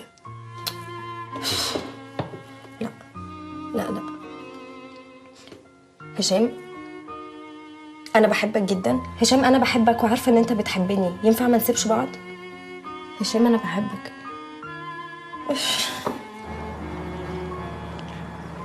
مساء الخير. انا كريم سعيد، صاحب سيف. عرفتك. معلش انا كنت سرحانه. في حاجه؟ لا خالص، انا كنت قاعد على البار وشفتك طالعه على البحر فقلت اجي اطمن. كله تمام؟ تمام. ممكن اقعد؟ شكرا. اتفضلي. ثانك يو. واقع. هو انت مش قاعد معاهم في العشاء ليه؟ كده سيف قاعد مع ابو شريف في الاوضه، وشريف راح يجيب طنط هدى وام سيف من اوضتها، فانا قلت اقعد اشرب حاجه لغايه ما يظهروا وبعدين انا بروح لهم. انت مش هتروحي لهم؟ لا انا عايزه اقعد مع نفسي شويه. تحبي اقوم؟ انا بس كنت جاي اطمن يعني.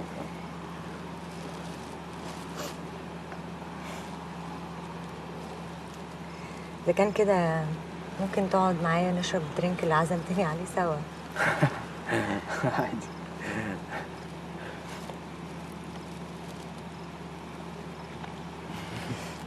تشيرز. تشيرز. اللي اقول لي هيتش انت ودوله شرشوره قالت لي انكم متجوزين، امال فين مراتاتكم؟ انا كنت هسأل نفس السؤال بس الحقيقه اتكسفت. لا وش كسوف قوي. معاك انت حاجه تانية يا شاشه. البهوات مش مبسوطين في جوازهم وقعدوا مع سيف وقلبوا عليا. معلش يا شير، احنا ما قلبناهوش عليكي ولا حاجه، احنا ورينا له زاويه في الجواز هو ما كانش شايفها، ويمكن ما كانش المفروض يشوفها. وكمان يعني احنا كنا شاربين وفي عرض البحر يعني من غير الدخول في تفاصيل يعني. واضح ان الاساتذه ما عندهمش اي فكره عن السعاده الزوجيه، بس بسيطه. انا هقول له هنبتدي الهبل بقى. حبيبتي ما يصحش تقولي كده، ده انا خبير في علم العلاقات. في واحد خبير يألف كتاب اسمه خونها وبسطها يا فيومي. امال لو ما كنتش متجوز ومتطلق 5 مرات. الراجل بيطلع عشان يتحرر من كل المفاهيم العاطفيه القديمه ويبقى زي العصفور الحر، يقف على الغصن اللي يريحه. مفيش ست واحده تكفي الراجل، ضد الطبيعه. والنبي فيومي قال كده. فيومي بليز علشان خاطري ما تجيبش سيره الكلام ده قدام سيف. شيري يا حبيبتي ما اقدرش، انا صاحب رساله وتوصيل رسالتي امانه. انا سبارتاكوس محرر الازواج حامل الشعله. توصيل الرساله ما تقول لهم يا قبطان. الله كأنك يا فيومي بوصلة في بحر الظلمات. خلاص بقى عدي الليله دي على خير، كفايه اللي عملوه هشام وعادل. خلاص بقى قلنا سوري. غلطتكم الصراحه، كان المفروض يتعزل عن المتجوزين الفتره دي خالص.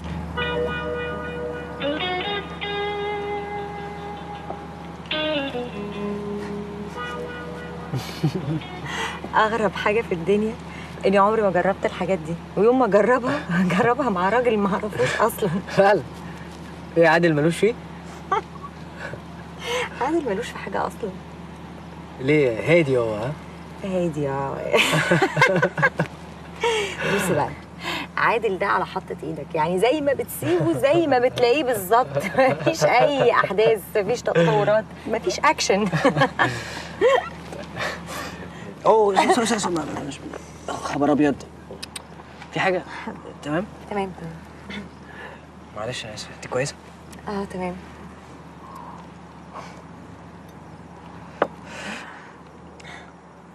بصراحه يعني رجليكي حلوه.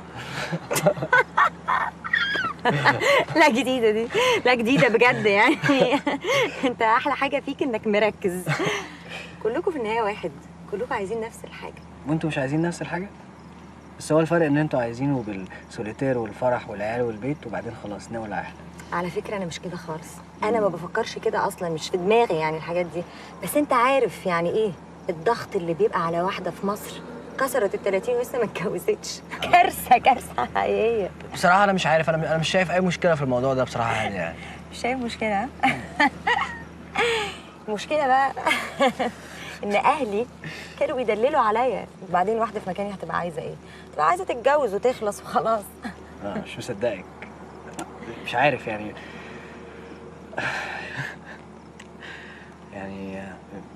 مش عارف ازاي واحدة حلوة زي كده تبقى عندها المشاكل دي.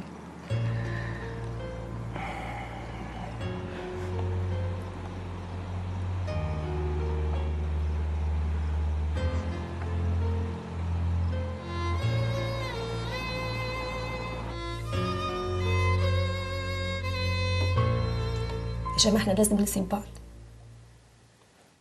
ايه رايك؟ يا جماعه ما قلنا خلاص بقى بلاش الكلام ده الليله دي. خلاص بقى خف بقى، مش كده يعني. حاضر. مساء الخير جميعا. مساء النور. طنط هدى اتفضلي. يا جماعه طنط هدى مامة سيف. اهلا وسهلا. اهلا وسهلا. عز الدين ايبك ابو شيري. عزت الفيومي بابا شيري. جرى ايه يا جماعه؟ هي مش اسمها شريهان سامي ولا ايه؟ ماما انكل سامي بابا شيري. مساء الخير يا هاني. مساء النور.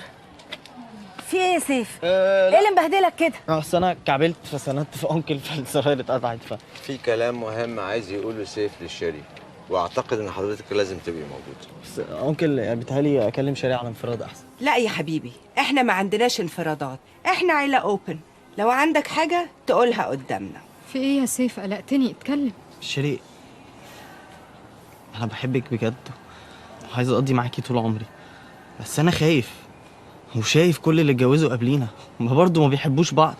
انت جاي تقول الكلام ده دلوقتي يا سيف؟ ايه اللي حصل من امبارح للنهارده؟ ايه اللي اتغير؟ قولي. انا وافقتك على موضوع الجواز ده عشان كنت خايف تضيع مني. ايه اللي بيحصل؟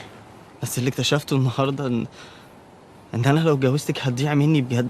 انا مش فاهمه انت بتقول ايه. انت مين اللي اقنعك اساسا بالكلام ده؟ تعالي نمشي. بس انا يا مش سيف الموضوع قصدي هيتصلح. حياتي الصحوبية. بس بصراحه انا وانكل كمان شايف هشام انا عايزه اتكلم معاك. ان احنا ممكن نستنى شويه قبل ما ناخد قرار. شايف ان في دراما كفايه بتحصل؟ جرى ايه؟ ايه الكلام الفارغ اللي انت بتقوله ده؟ انت جننت يا سيف؟ هشام انا ما بهزرش، انا عايزه اتكلم معاك بجد. خليه مش يكمل هتكلم كلامه. دلوقتي يا عيشه. انت يا فندم قوم كلمني. في ايه يا هاديه مالك؟ انت سكرانه ولا ايه؟ ومحششه كمان. يا اخي انت طهقتني في عيشتي، خليتني اعمل حاجات نيله خالص. شايف الواد اللي هناك ده؟ قال لي ان رجلي حلوه. بذمتك انت تعرف رجلي فيها كام صباع؟ ها؟ ومش بس كده، انا سبته يبوسني كمان.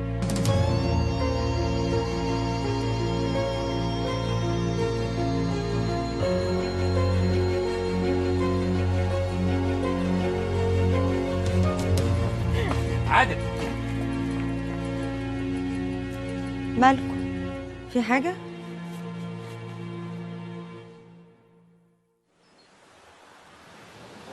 كريم استنى، في حاجة مهمة عايزة أقولها لك قبل ما تسافر. أنا آسفة بجد على اللي قلته امبارح. أنا ما كنتش عارفة أنا بقول إيه أصلا، وبعدين بصراحة أنت غلطان عشان الهباب اللي شربتهولي ده. هاديه انت كذبتي على جوزك وقلتي قدام كل الناس ان انا بوستك. وأنت ما أنكرتش ليه؟ ما عرفتش، خضيته وبعدين انا ما حدش كان هيصدقني. كلهم كانوا هيفكروا ان انا بقول اي كلام عشان اخلع وخلاص. عموما انا بعتذر لك بجد على اللي قلته، وانا هقول الحقيقه لعادل ولكل الناس. سيبك من الناس، مش مهم الناس. ركزي انت مع جوزك وحلوا مشاكلكم. وانا بالنسبه لي خلاص، انا اتصيدت اني بوست موزع. يعني ايه يا عادل؟ يعني خلاص هتبيع هاديه؟ مش عايز اشوف وشها تاني. عيب يا عادل، انت عارف هاديه كويس، هاديه مش وحشه. انت مش حاسس بده جوايا يا هشام؟ انا لو قعدت اكتر من كده هموت حد. انا مخنوق، عايز اشم شويه هوا. استنى يا عم، هتتخانق اكتر. اسمع بس، انا مش بقول لك ما تمشيش، انا بقول لك استنى لغايه بكره وننزل مع بعض. ما تخافش عليا يا هشام، انا كويس كويس. يا اخي بلاش بقى شغل بس بقى يا هشام وتسيبني في حالي. طبعا ما تبقاش خسران حاجه، حقك تقف تتفرج عليا وتنظر. انت طلعت من النعمه دي شخص سليم. انا بس اتفضحت. بس يا عبيط، انت ولا اتفضحت ولا حاجه، انت فاكر الناس كلها مركزه معاك؟ الناس من هي في جوازة العيال الصغيره اللي باظت.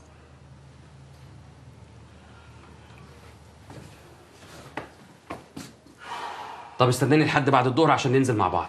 عشان خاطري يا هشام سيبني، انا مش هينفع اقعد دقيقه واحده. ثم انت تنزل معايا ليه انت؟ خليك اقعد مع مراتك، حسنوا الجو كده يومين ولا ثلاثه. انا قلت لك ان انت مش فاهم حاجه. انا عايشه ممكن اروح اقعد اتكلم معاها دلوقتي تقول لي نتطلق، او ممكن تقول لي نخلف توأم، ما حدش فاهم لها حاجه. طب اسمع، اديني ساعتين زمن، ساعه هقعد اتكلم مع عيشه وساعه هعمل شنطتي وناخد بعضنا وننزل على مصر.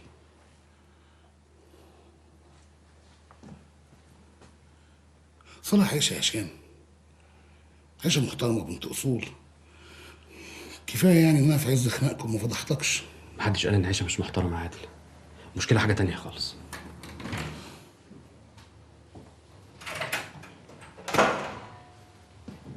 انا هلم هدومي على طول واخرج.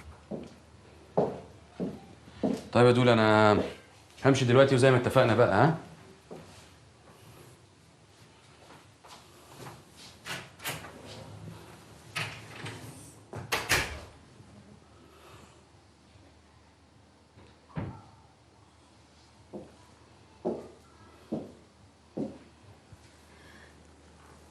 عادل، ما حصلش اي حاجه بيني وبين كريم. عارف، بس المشكله اللي بيني وبينك اكبر من كده واقدم من كده بكتير يا هاديه. يعني انت حاسس ان في مشكله؟ عايز تعرف انا حاسس بايه؟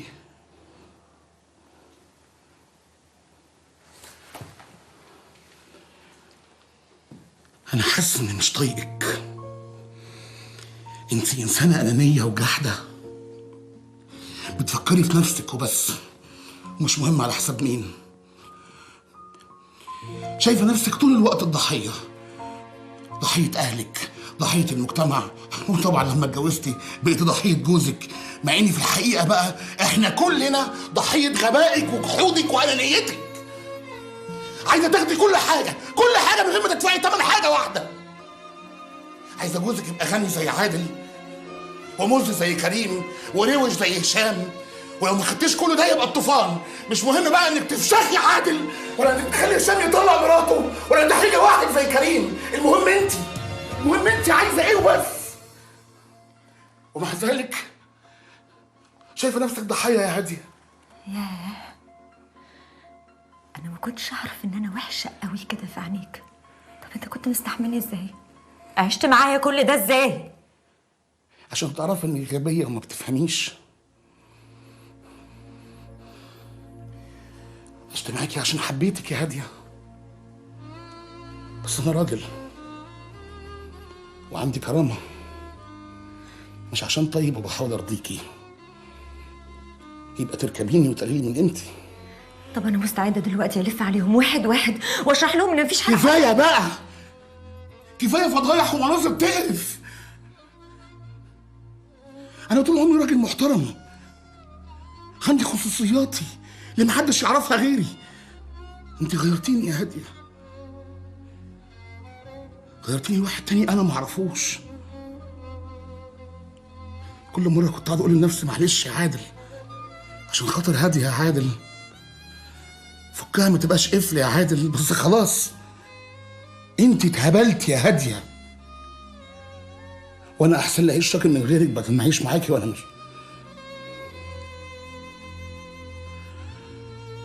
انا خارج لغايه ما تلمي شنطتك،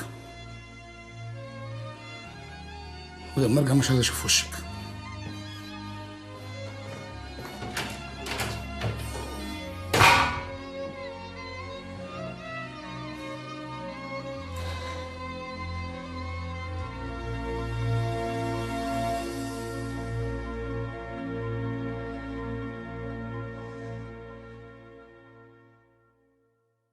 لا لا لا يا سامي اسمح لي، انا مش موافق ابدا على الهبل اللي انتوا عملتوه ده. عملنا ايه؟ الولد هو اللي جالي بنفسه وقال لي انه مش جاهز يتجوز شيري دلوقتي. افهم يا فيوم. لا يا راجل، الله الواد جه متشحور خالص، ده جاي يتجوز ولا عليه شيك؟ انا قلت انت ربطته في رجل الكنبه واديته لغايه ما يبان له صاحب، ايه ده؟ يعني بمخك الفسفس ده تفتكر ان انا انزل لمستوى ولد قد ولادي؟ لو سمحت انتوا بتوضبوا حاجه هنا؟ في حاجه جايه ولا حاجه؟ ده عشان حفله شم النسيم النهارده بالليل يا مستر فيوم. انت تعرفني يا بومبي؟ طبعا يا مستر، انا متابعك على الفيس وقريت كل النوتس اللي انت بتكتبها، تطبيقات عمليه لنظريه فيومي القويه. فيومي يشرح كيفيه الفك من خانه اليك. فيومي وقمه النشاط في تحريك القشاط. ولسه بكتب الجزء الثاني اللي هو ايه يا فندم؟ المرأة والفيومي، بس ده اسمه مؤقت، بفكر اخليه فيومية المرأة. الله يا فندم جميل. ميرسي ميرسي كتير قوي. لا ده انا عاجبك قوي. والله يا شيري ما كانش قصدي اقول الموضوع بالشكل ده، بس يعني ابوكي حاصرني وامك اصرت ان انا اتكلم قدام كل الناس. فهي غلطة امي وابويا دلوقتي. لا انا ما قلتش كده، بس بصراحه بقى يا شيري احنا من ساعه ما جينا مرسى علم ما قعدناش ساعه واحده مع بعض، وفي ماتش شغال ما بيني وما بين عيلتك. صحيح امي تقليديه بس عيلتك غريبه برضو يا شيري. والله انت هتتجوزني انا يا سيف، مش هتتجوز عيلتي. بعدين 3 ايام يحصل فيهم لخبطه خلاص ترجع في كلامك. انت ايه ما عندكش راي؟ اي حد معدي في الشارع كده يلعب لك في دماغك؟ ما حدش لعب لي في دماغي يا شيري، بس اسالك سؤال، انت ايه اللي يخليكي متاكده ان احنا دونا عن كل مخاليق ربنا اللي اتجوزوا دول ان احنا هننجح؟ والله انا اللي اعرفه ان اي 2 بيحبوا بعض بيتجوزوا. هو انا قلت ما نتجوزش؟ انا بقول ان احنا نستنى شويه لحد لما نتاكد. وافرض اخدنا وقتنا واستنينا سنه وسنتين ولقينا نفسنا بنبعد عن بعض ولقينا ان احنا خلاص مش عايزين؟ يبقى مش عايزين يا شيري، ايه المشكله؟ مش احسن ما نتدبس؟ انا هريحك يا سيف، انا لا عايزاك ولا عايزه خطوبه ولا عايزه جواز. روح بقى دور لك على واحده تقعدها جنبك، انا مش عايزاك. يعني يا جواز يا نسيب بعض؟ لا هو مفيش جواز واحنا هنسيب بعض. ده اخر كلامك يا شيري؟ ده اخر كمان يا سيف.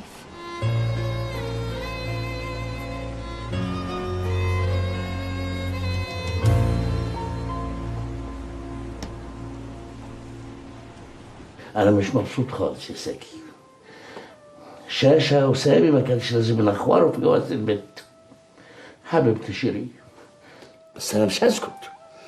أنا ربنا بعتني الأجازة دي علشان أعدل الميل. أنا هعمل زي مينا لما وحد القطرين، وأبقى عز الدين أيبك موحد الحبيبين. العصعوصة. اهتم شوية بالعصعوصة يا ساكي.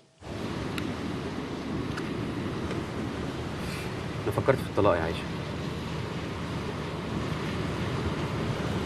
ومش خايف وانا بقول لك الموضوع ده، لان انا متاكد ان انت كمان فكرتي فيه. الموضوع بقى واضح، احنا الاثنين ما بقيناش مبسوطين مع بعض. الواضح ان انت ما بقتش تحبني يا هشام. الموضوع ملوش علاقه بالحب، مفيش حاجه اتغيرت ومفيش حاجه هتتغير. انت بني ادم عامله زي عود الكبريت، بتولعي بسرعه وبتنطفي بسرعه. يا عايشه مفيش مشكله عامله فجوه ما بيننا. المشكله ان انت خلاص ما بقيتيش بتحبيني زي ما انا، ومش هتحبيني غير لما تغيريني. ايه الكلام ده؟ دي الحقيقه. اذا كان اليومين اللي قعدناهم هنا ليهم اي لازمه، فهي ان انا اتاكدت من كلامي ده، اتاكدت ان احنا مش هنعرف نستمر في الكدبه دي تاني. هو انت ليه طول الوقت متهمني ان انا اللي اتغيرت بعد الجواز وانت زي ما انت؟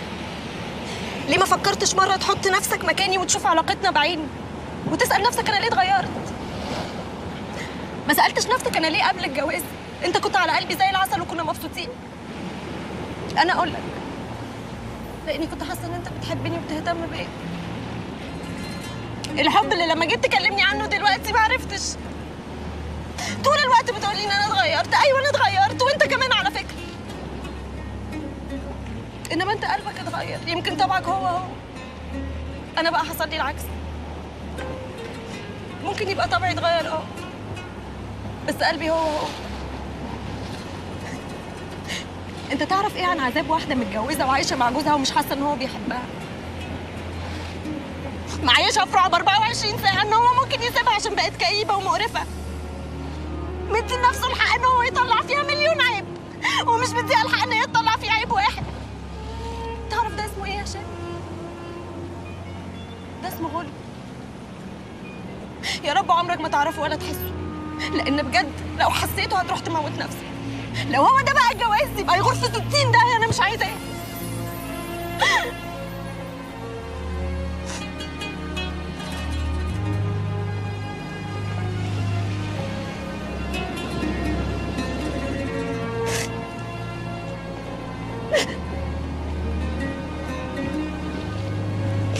انا مش عايزه اصعب عليك. احنا لازم نتطلق يا هشام.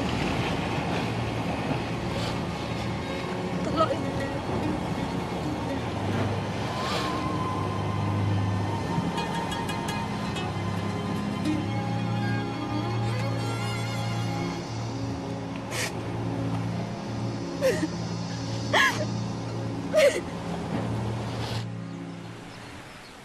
شيري قامت، سيف يبص عليها، شيري حلقت له. سامي بن القرود متابع، شريهان متابعه كل حاجه ونقرا الموضوع من طراز فيلتها. يا ولداه عيشه قاعده على البحر متنحه. هشام جاي علينا جاي علينا جاي علينا. يا نهار ايه ده؟ النبله بسرعه. لا نبله ايه؟ امسك ده اديني احداثيات. انت بتعرف الاحداثيات يا دكتور؟ ابهرك. استعد. مدفع 7 درجات يسار. كويس. زاويه 62. لا 55. 55 ولا 60؟ ارجع 60 تاني. الهدف باين له سكران وهيطلع عين ابونا. لك قرب.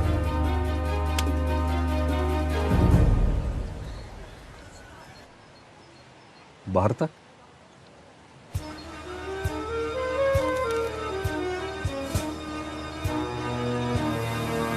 شوف يا اتش، انا مستاء جدا من اللي بتعمله شاشه مع الولاد. عشان كده قبل ما اسافر لازم ارجع الميه لمجاريها ما بين سيف وشري. والنبي انت رايق يا قبطان، وانا فاهم اللي مكفيني ومفيش حاجه في ايدي اعملها. لا دي مش فكرتي عنك ابدا. انا عارف انك راجل شهم وجدع. يا قبطان اليومين النحس اللي انا قعدتهم هنا بوظت فيهم جوازتين، واحده منهم جوازتي انا، ده غير ان انا خسرت انتمتي. 5 دقايق كمان وهخسرك انت شخصيا. هيشو انا عايز اقول لك حاجه. لو شيري سابت الولد اللي بتحبه بسبب الهبل اللي احنا فيه ده مش هنسامح نفسنا، وانت اولها. هو مش حضرتك برضو بتاع نظريه الحريه والخيانه والانطلاق؟ شاب انا بقالي 5 سنين سنجل. اخر واحده لمستني كانت دكتوره الجلديه. تصور. شاب انا تعبان. ما هو بقى لو كان في واحده في حياته ما كانش قاعد على النت طول الليل يتفرج على افلام اياه. عيبك مش قدام الولد. طيب يعني انتوا عايزين مني ايه دلوقتي؟ مش انت الكرييتيف؟ مش انت مصنع الافكار؟ فكر معانا يا اتش. ماشي نفكر. يبقى نجيب تلج. نجيب تلج.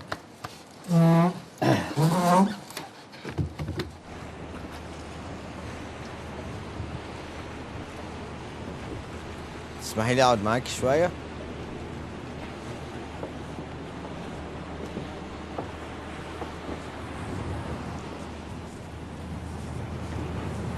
طيارتي كمان ساعتين.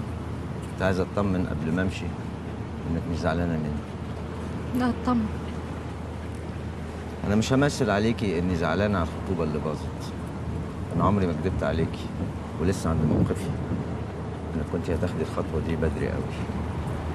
ما هي خلاص باظت. هاين عليا دلوقتي اروح احب على راس سيف واقول له احنا اسفين ومن فضلك اتجوز بنتي. يا شيري، الظاهر اني راجل كبرت وعجزت وبقيت اتكلم كتير.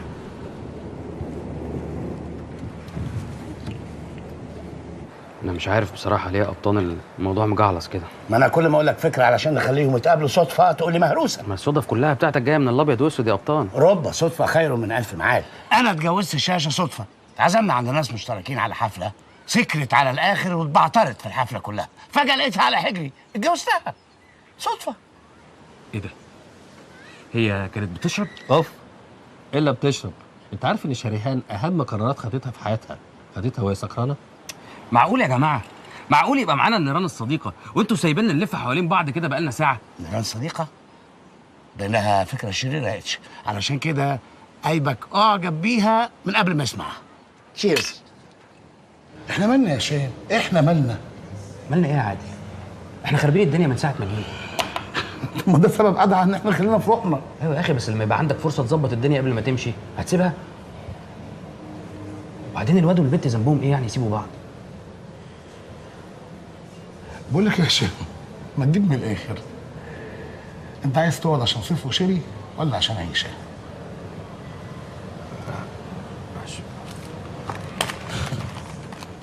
طب خلاص خلاص انا معاك. والله العظيم يا عادل من ساعه ما شفتك حبيتك. الله يخليك. احنا هنبقى اصحاب في القاهره ان شاء الله. اخلص، عايز ايه؟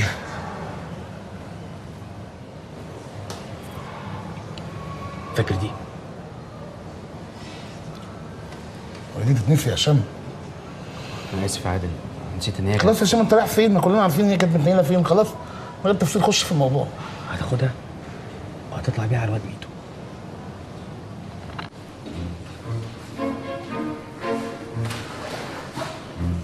ميدو ميدو يا ابني فكك يا ابني، هتترفد يا ابني، فكك من اللي في دماغك ده. تعالى. ايوه مستر عادل. معاك حشيش؟ بص يا مستر عادل، الحشيش هنا شاحح جدا وبنجيبه بالغالي، بس انا معايا سجاره ممكن الف لك. سيجاره؟ انت غلبان قوي. طب بقول لك اللي يعمل معاك واجب في حته صح الصح تعمل معاه ايه؟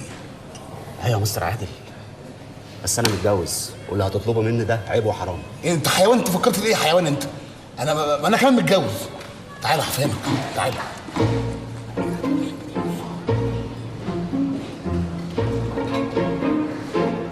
سيف، عايز ايه؟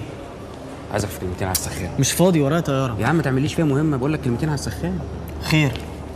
انا عايز اصلح العك اللي انا عملته ما بينك وما بين شيري.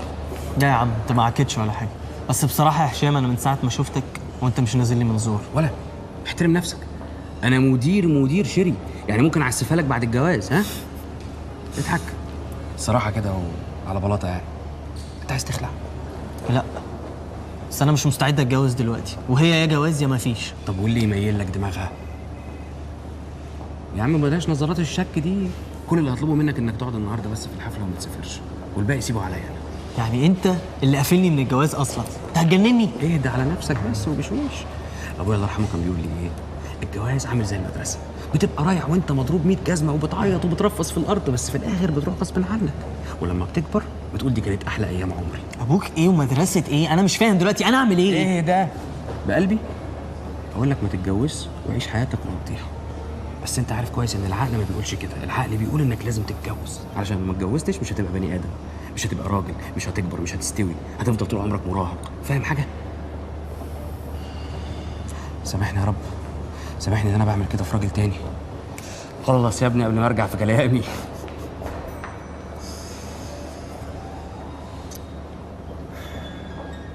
معلش بعد اذنك خليهم ما ينزلوش الشنط. استاذ يا فندم. جدع ان شاء الله مش هتندم. عارف لو لبستني في حيطه ان شاء الله مش هتندم. الو مدام شريهان. تينا انا عاوزه منك خدمه بليز. شو مدام؟ عاوزاكي انتي والبنات بتوعك ما تسيبوش سيف ثانيه واحده في الحفله. مش عاوزاه يبطل ولا رقص ولا شرب. ايزي مدام.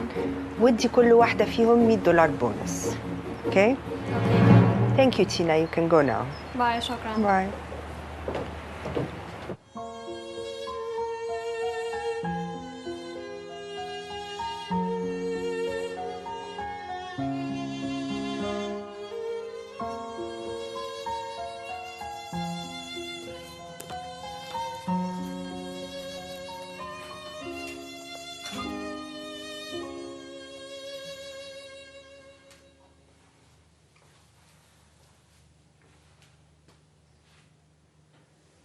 ازيك يا عيشه؟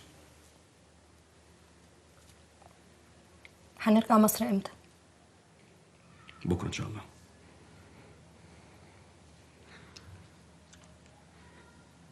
انا عكيت الدنيا في حاجه كده، وفي 2 مالهمش ذنب هيتاذوا. لو عايزه تعملي خير خلي شيري تحضر الحفله. كده اللي انت طلبتيه هيحصل لما نرجع.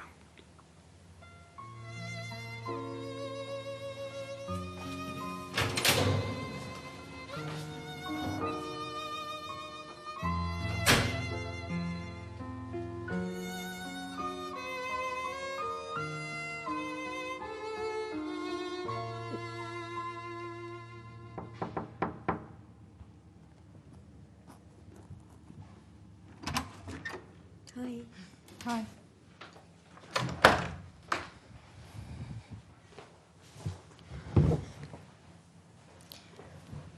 هشام اقنع سيف يروح الحفله. ايه ده بجد؟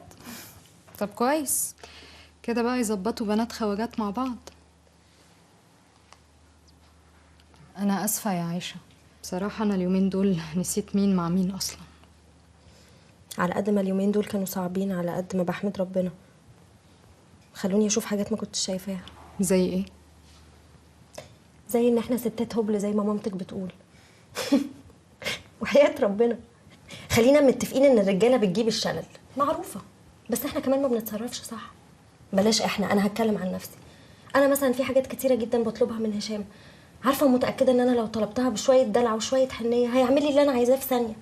انما عشان الكبرياء اللي عندنا كلنا وبنفتكر ان ده حق مكتسب ما بيعملوناش اللي احنا عايزينه. من الاخر الرجاله عامله زي البيبيهات، حسسيهم ان هم بيعملوا اللي هم عايزينه وفي الاخر خالص هيعملوا اللي انت عايزاه. يعني انتي بتعملي كده مع هشام؟ بتهيألي ان انا لو كنت بعمل كده مع هشام ما كانش جاب سيره الطلاق على لساني. انا مش جايه انكد عليكي، انا جايه اقولك 3 حاجات. سيف هيحضر الحفله وبيحبك ولسه شريكي. بصراحه بقى رابع حاجه تبقي حماره لو ما نزلتيش الحفله. طب اوعدك هفكر عشان خاطرك انتي وهشام. هو ايه ده اللي هتفكري؟ مش هتفكري، انا هروح اجهز واجيلك الاقيكي لابسه. يلا قومي بسرعه.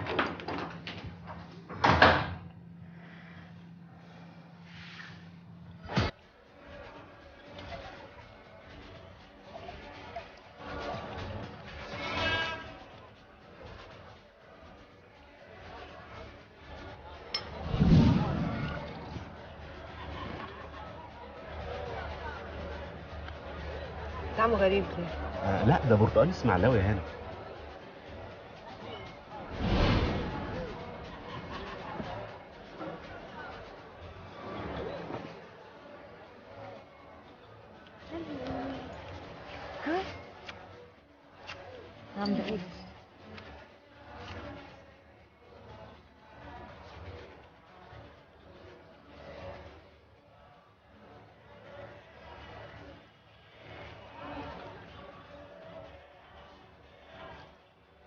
مكانك. الخطه موضوع باحكام. دورك لسه ما جاش. استني شويه اتفضل.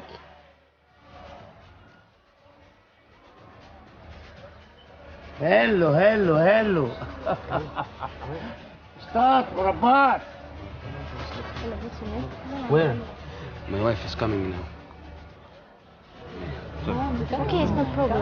Come to dance. ايه كم ايه Let's بس كده go مش to Come. امشي. My wife. Okay, come on. It's not No, problem. it's okay. Why?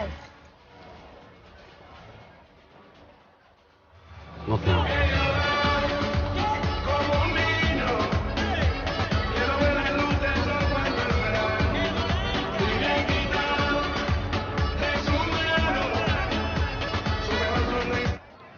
من الحوت الاخطبوط، هل تسمعني؟ اسمعك جيدا. ايه مصيبه النسوان اللي فتحت علينا دي؟ عندك حق، الدخله مريبه وفي تواصل بصري ما بين الست اللي بترقص معاها وبين شريحان. في فخ، مكرر، في فخ. حاول تحافظ على القرد في الشنطه الجلد. لا تقلق، ميدو قايم بالواجب تمام، وان شاء الله الكفه هتقلب لصالحنا في اي وقت. سيب موقعك وتعالى تفخخ معانا. الحفله هنا فخفخين على الاخر. علم وبنفذ، اعمل لي شوب لغايه ما اجي. اون فيكيشن. ممكن مفتاح الاوضه عشان نسيت مفتاحي فوق. مش هنطلع مع بعض. لا مش عايزه اطلع معاك، انا عايزه مفتاح الاوضه. وانا اسفه على فكره ان انا قطعت عليكم الحديث بتاعكم. هاي. ما قطعتيش حديث ولا حاجه، انا لسه متعرف عليها هنا، هي واحده بجد والله؟ في الحفله يعني. هات مفتاح الاوضه يا هشام. ايه الطريقه دي؟ ليه؟ هات مفتاح الاوضه يا هشام. امشي.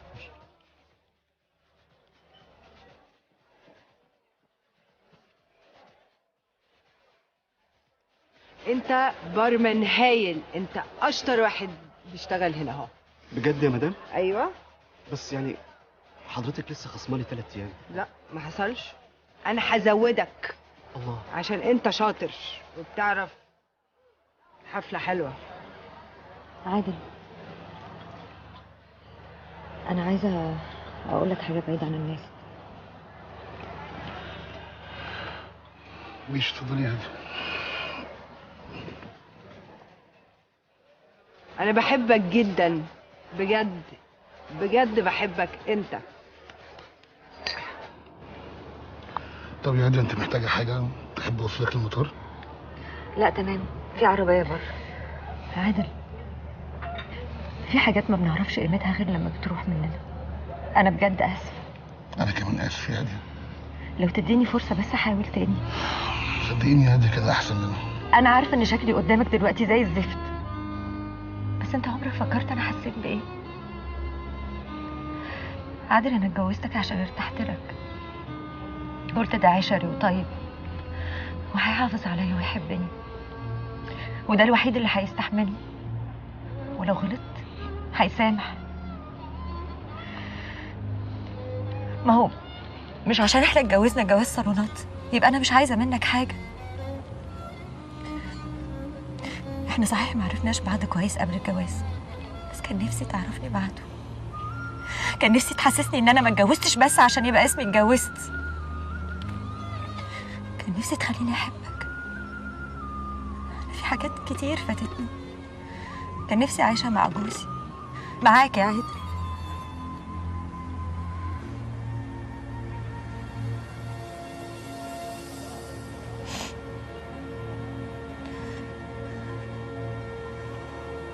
انا اسف يا هادي. انت طالق.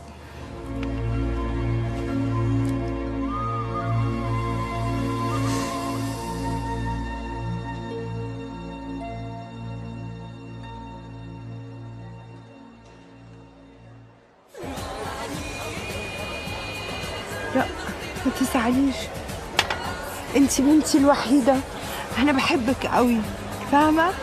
انا مش عاوزاكي تتضايقي ابدا. ايه انت بتعمله ده؟ سيف سيف، انت بتعمل ايه؟ ها؟ فهمني بتعمل ايه؟ برقص. ما بترقصش مع شاري ليه؟ قول لي فهمني، ما بترقصش مع شاري ليه؟ هو مش انت اللي عملتي كل حاجه عشان اسيبها؟ حضرتك مجنونه يا طنط؟ وانت بتسمع الكلام ليه؟ ما عندكش شخصيه؟ احنا مجانين.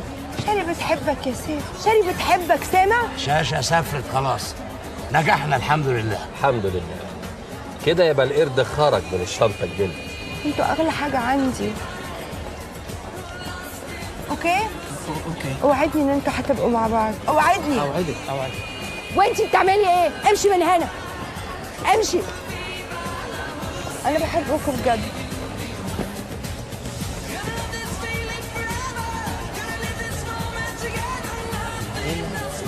جيران الصديقه بتشتغل ها؟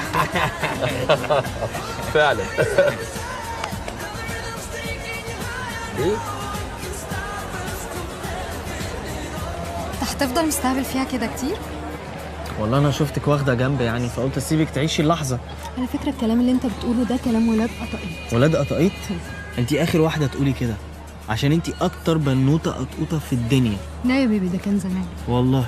وايه الجديد بقى؟ الجديد ان انت طلعت خواف وعيل وقطقوط، والجديد ان انا مش عايزه اتجوزك دلوقتي عشان انا طلعت خوافه اكتر منك، بس انا بحبك وعايزه اقضي بقيه عمري معاك. وشكلك كان رخم قوي وانت بترقص مع تينا. بجد؟ بعرفش ارقص؟ مش قوي يعني. لا معلش، تعالي عليا.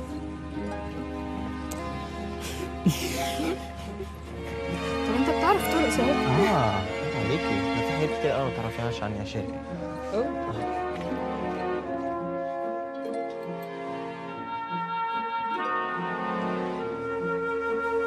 عز الدين ايبك دايما يكسب في الاخر. حلوه الفودكا مع البرتقال. لا بس اتبسطتي، عجبك المشروب.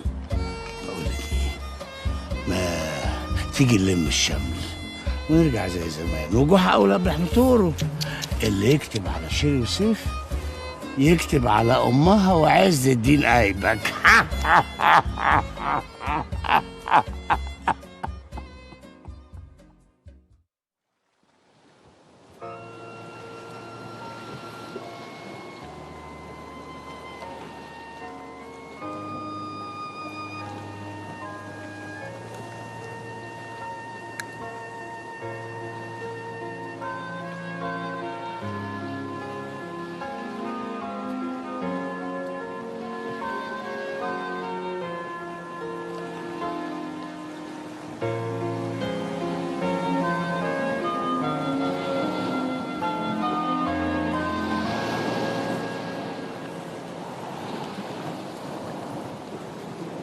عارفه يا عائشه، عارفه الحته اللي انت قعدتي فيها دي شاخ فيها كام كلب؟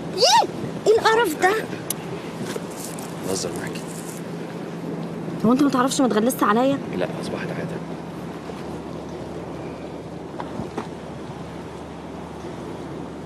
انا قعدت فكرت في موضوعنا واكتشفت حاجه مهمه قوي. اكتشفتي ايه بقى؟ اكتشفت ان واحنا مع بعض بنكذب على نفسنا ان احنا مبسوطين، ولو احنا مش مع بعض برضه هنكذب على نفسنا ان احنا مبسوطين. ولو احنا بنكذب على نفسنا يا هشام، كذبتنا دي تستحمل محاوله كمان. لا بس لازم يبقى في حد ادنى من الراحه عشان نعرف نصحى من النوم كل يوم نكذب نفس الكلمه. طب ما انا كمان هحبك زي ما انت عايز تتحب، وما فيهاش حاجه لو حاولت ان انت تتغير شويه. هو ده اكبر دليل على ان مفيش حاجه في الدنيا هتتغير. انت حقيقي؟ انت بجد يعني؟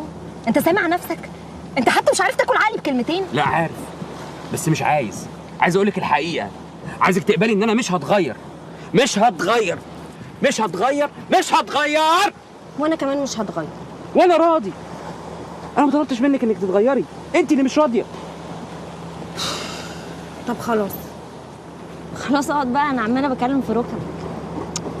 اقعد بقى، انا شايفه ان في امل. عيشه ابوس ايدك افهمي، احنا مش توأم ملتصق.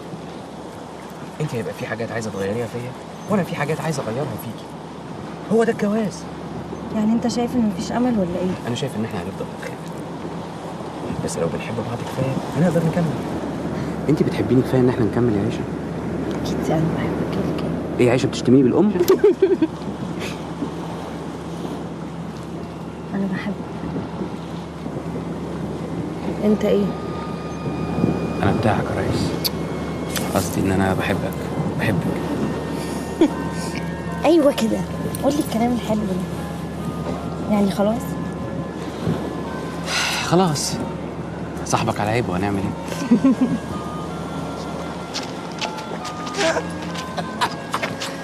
استنى، انا بحبكم انتوا الاثنين.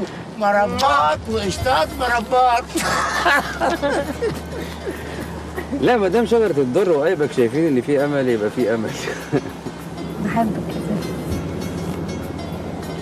وانا بحبك يا زفت. والله احساس جميل ان الواحد مراته تكون بتحبه. ايوه تخيل بقى لو كنا اتطلقنا كنا هنبقى تعسى قوي.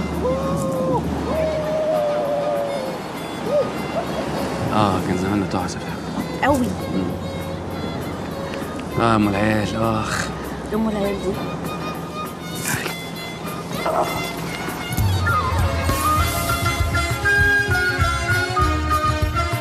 بقول لك ايه يا قطش، ما تيجي ننزل البحر شويه؟ لا بحر مش قادر، عايز انام. يعني ايه يعني عايز تنام يا هشام؟ وانت جاي هنا عشان تنام يا هشام؟ عايزين نقعد في الشمس يا حبيبي. بقول لك ما نمتش من امبارح، وبعدين مع الشمس قدامك ايه بصي عليها براحتك. هو ايه اللي بصي عليها براحتك؟ انا عايزه نبقى انا وانت في البحر والشمس فوقينا. طب معلش بس كمل. الا لما نصحى يا هشام، وانت جاي هنا عشان تنام بجد مش مصدقك. يا عيشه ده احنا لسه بنقول يا هادي. ايوه صح. طيب خلاص. وبعدين تعالى هنا، ايه ام العيال اللي قلتها لي دي؟ مالها ام العيال؟ دي احلى حاجه في الدنيا، مش عايز تبقى ام العيال؟ اكيد نفسي ابقى ام العيال، بس كلمه ام العيال حسستني يعني ان انا تخينه ومفشوله ومعايا عيال كتير ومش مركزه معاك بقى، وانت بقى عمال بقى تسافر وترجع، وبعدين كمان حسيتني ان انا تخينه. هو انا تخينه؟ لا انت مش تخينه خالص يا حبيبتي، بالعكس انت رفيعه جدا. ايه رفيعه يعني؟ مش عاجباك بقى ان انا يوه يا عيشه. طب تعالي ننزل بحر، تعالي ننزل. لا ما تاخدنيش على قد عقلي يا هشام، انا عارفه ان انت بتقول كده علشان تاخدني على قد عقلي. انا عايز انزل البحر دلوقتي، والله عايز انزل البحر. يا سلام، فجاه بقيت عايز تنزل البحر. خلاص بقى خالف تعرف بقى.